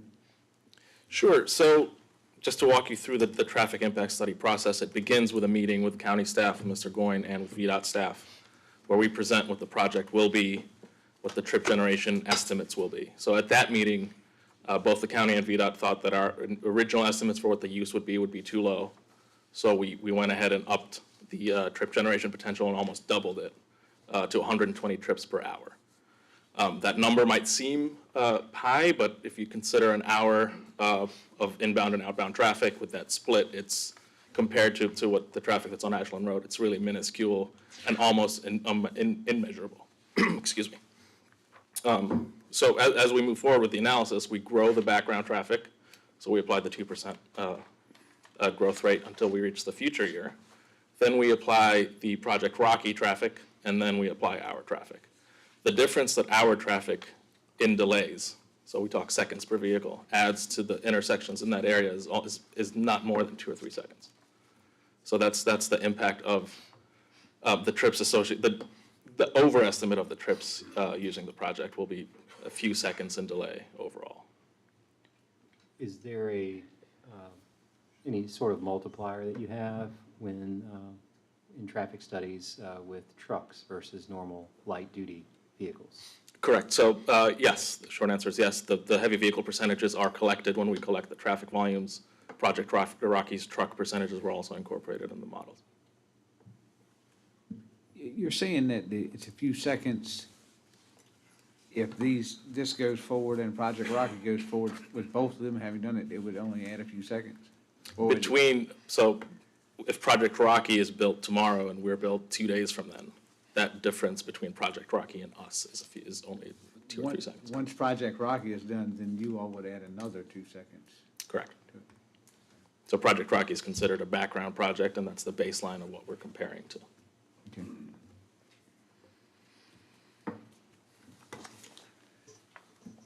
Thank you. Could you state your name and address? Or just your name is fine, company? Omar Kanan with Kimley Horn and Associates. Thank you. I got a question for staff.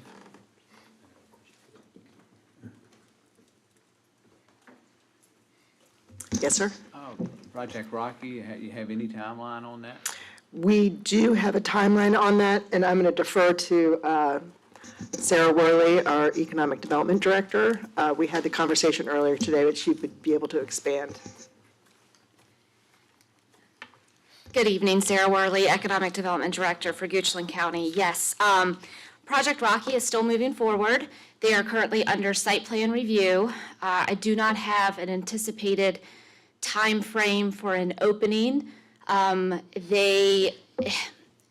Their improvements, they are proffered interim improvements that went along with their rezoning case. One of them is a right turn lane to be added onto the entry onto 64 westbound, and then a stoplight at the entry to the 64 ramp.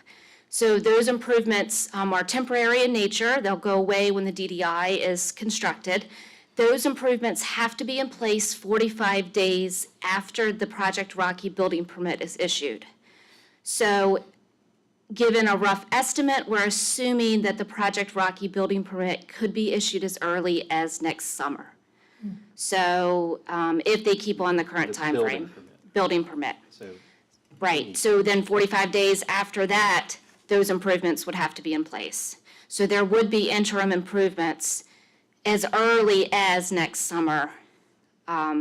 In the meantime, between Project Rocky and when Crescent Acquisitions comes online. for clarity, when you say building permit, that's start of construction? That is start of construction. And what, is there any ballpark idea of completion? Obviously, that's a Several pie in the years. sky, but It's, I would, yeah.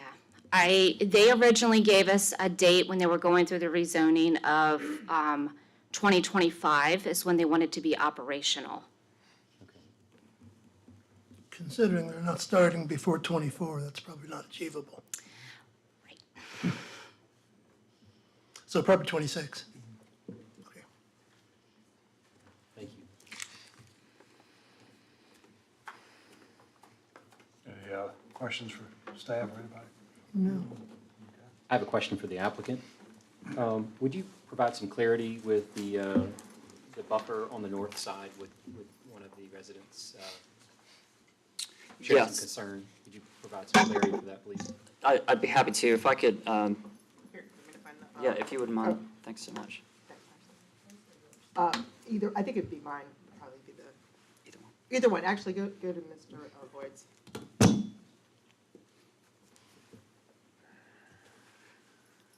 Thank you.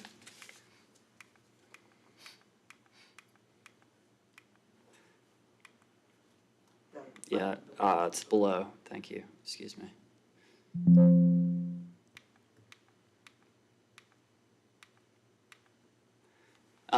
The tree preservation area is shown at the bottom of the plan, as well as to the left of the plan, just to the left of the additional trailer storage. Each of those are the two tree preservation areas.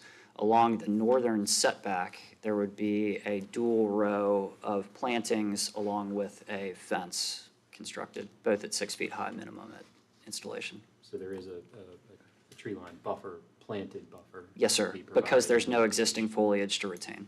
Is that trees or bushes? Trees, 6 foot yes, sir, with a fence. correct. And that exceeds the minimum standards set forth in the code between an industrial and an agricultural property.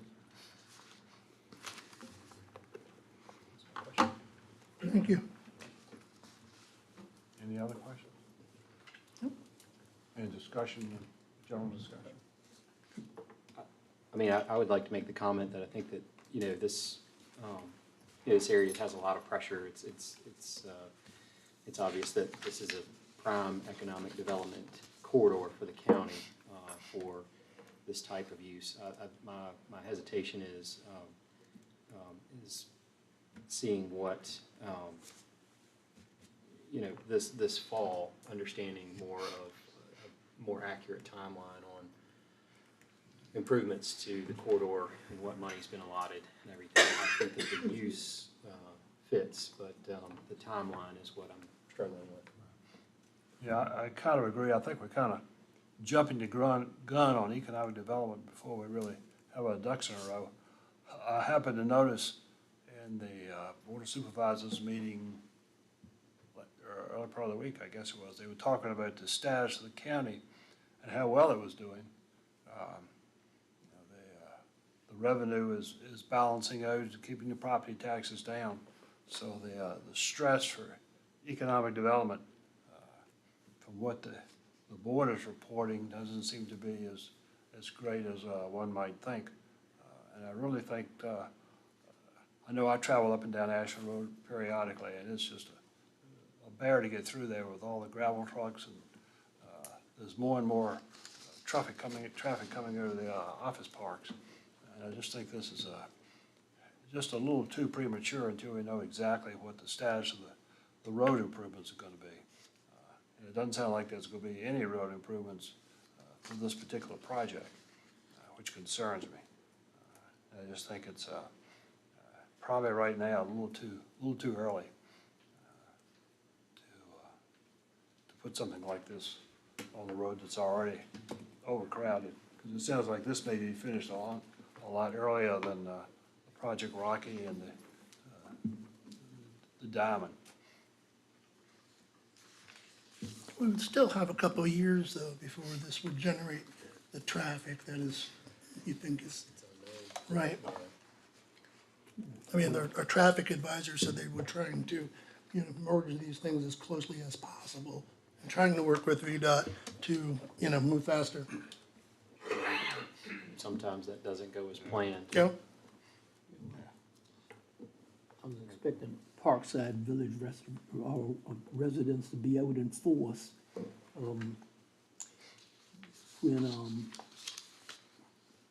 when the Board of Supervisors approved Parkside Village quite a few years ago. I think by now, that's an application we probably would have liked to gotten back, because most people who bought their homes there probably had no clue the amount of development that was headed their way, although they knew it, they were pretty close to an M2 zoning.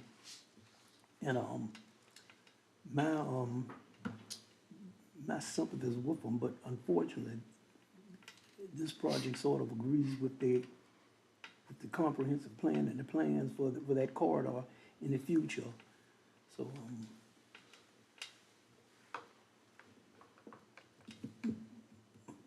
but the traffic right now is definitely gonna be a problem without that. And I really don't know how much of an effect the DDI is gonna have, but that's a long, long way off. They're not even gonna start until 2029. Well, and my concern is, I know where the economy is right now. A lot of construction projects are coming in over budget. I was told that the elementary school here was way over budget. I don't know that, I was just heard that. If that's the case, there is no guarantee that the DDI will come in 2, 3, 4 years if it's way over budget, especially if we get a new governor that's not as interested in these kind of things as the current one is. So I think it's kind of a risk at this point in time until we have something, a shovel in the ground and work going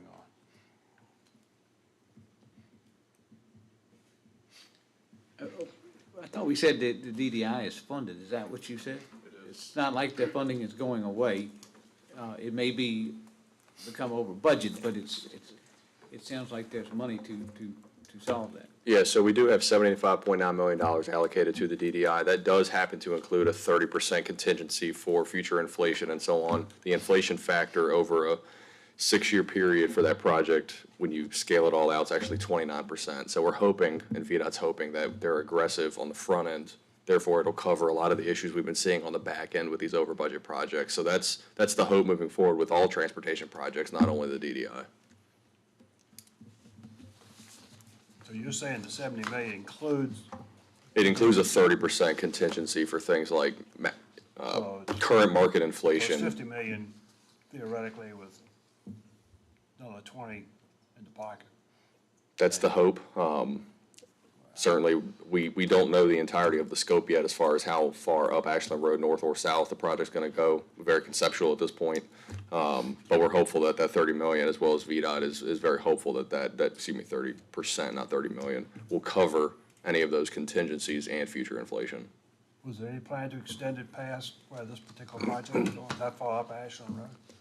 The DDI project will stop in and around the existing park and ride in that vicinity. And then we will look at both through development opportunities and publicly funded projects to widen Ashland Road further towards the county Since we line. got moved up to the top of the list, I don't expect we'll go get any more highway department funding anytime soon.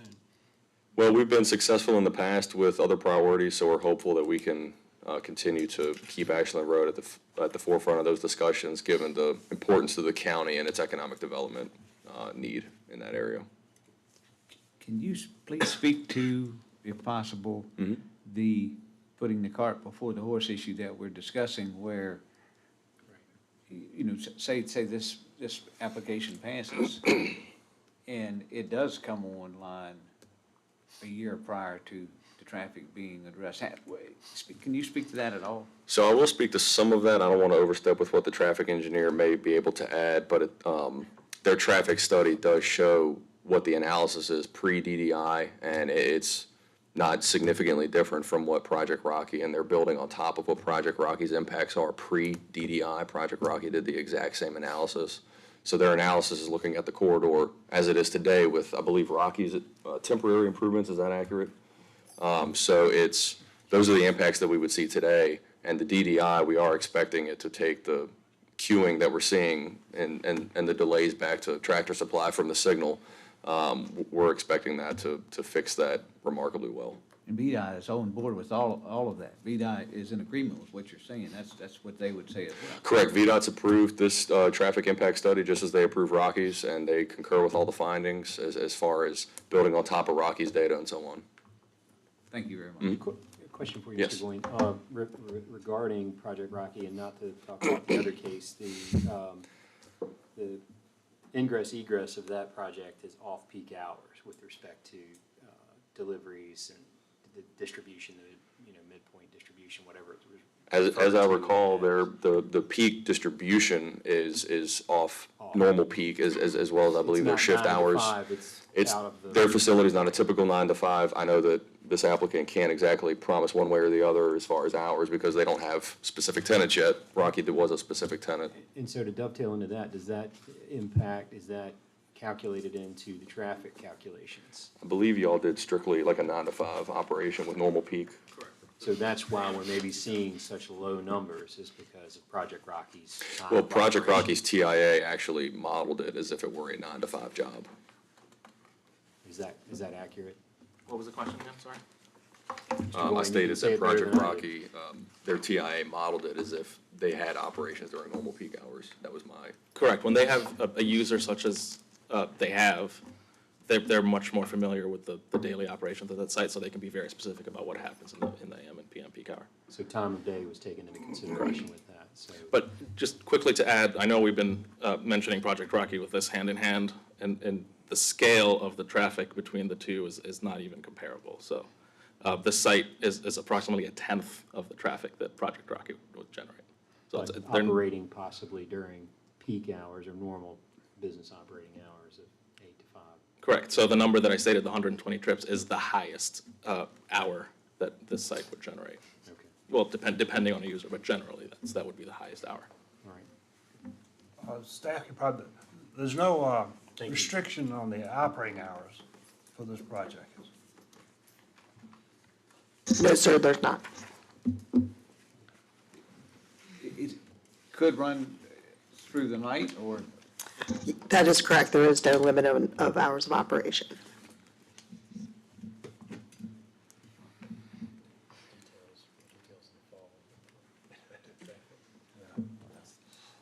Anyone else have any comments? Entertain a motion?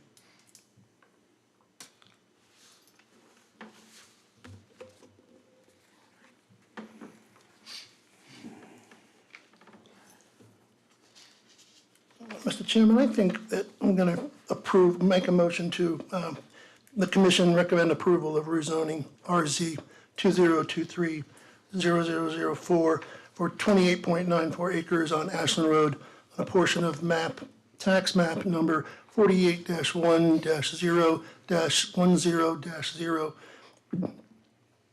from agricultural limited A2 to industrial general M2 with proffered conditions as presented. Approve as amended, I move that the commission recommend approval of rezoning RZ 2023-0004 for 28.94 acres Ashland Road on a portion of tax map number 48-1-0-110-10-0 from agricultural limited A2 to industrial general M2 with proffered conditions as amended. Mr. Patel, can you specifically add to that you are waiving the time limits on the proffers that were submitted to you this evening? Yes, I will amend that. Had a motion? Do I hear I'll second. second? Mr. Teak had some questions first. No, I'm okay now. Go ahead. Okay. Would you call a roll call vote? Absolutely. Mr. Myers? Aye. Okay, Mr. Patak? Aye. Mr. Rockacharlie? No. Mr. Brewer? No. Mr. Duke? Aye. The motion to recommend approval passes on a 3-2 vote. This case will be scheduled for public hearing before the Board of Supervisors on August 1st, 2023, with a recommendation of approval from the Planning Commission.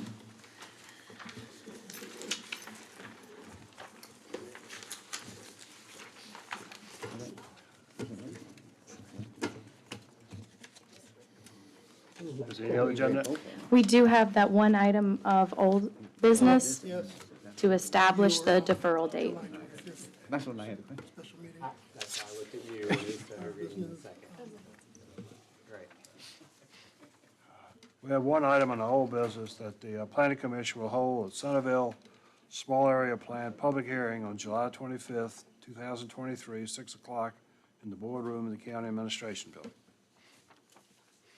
Thank you. We have no other business.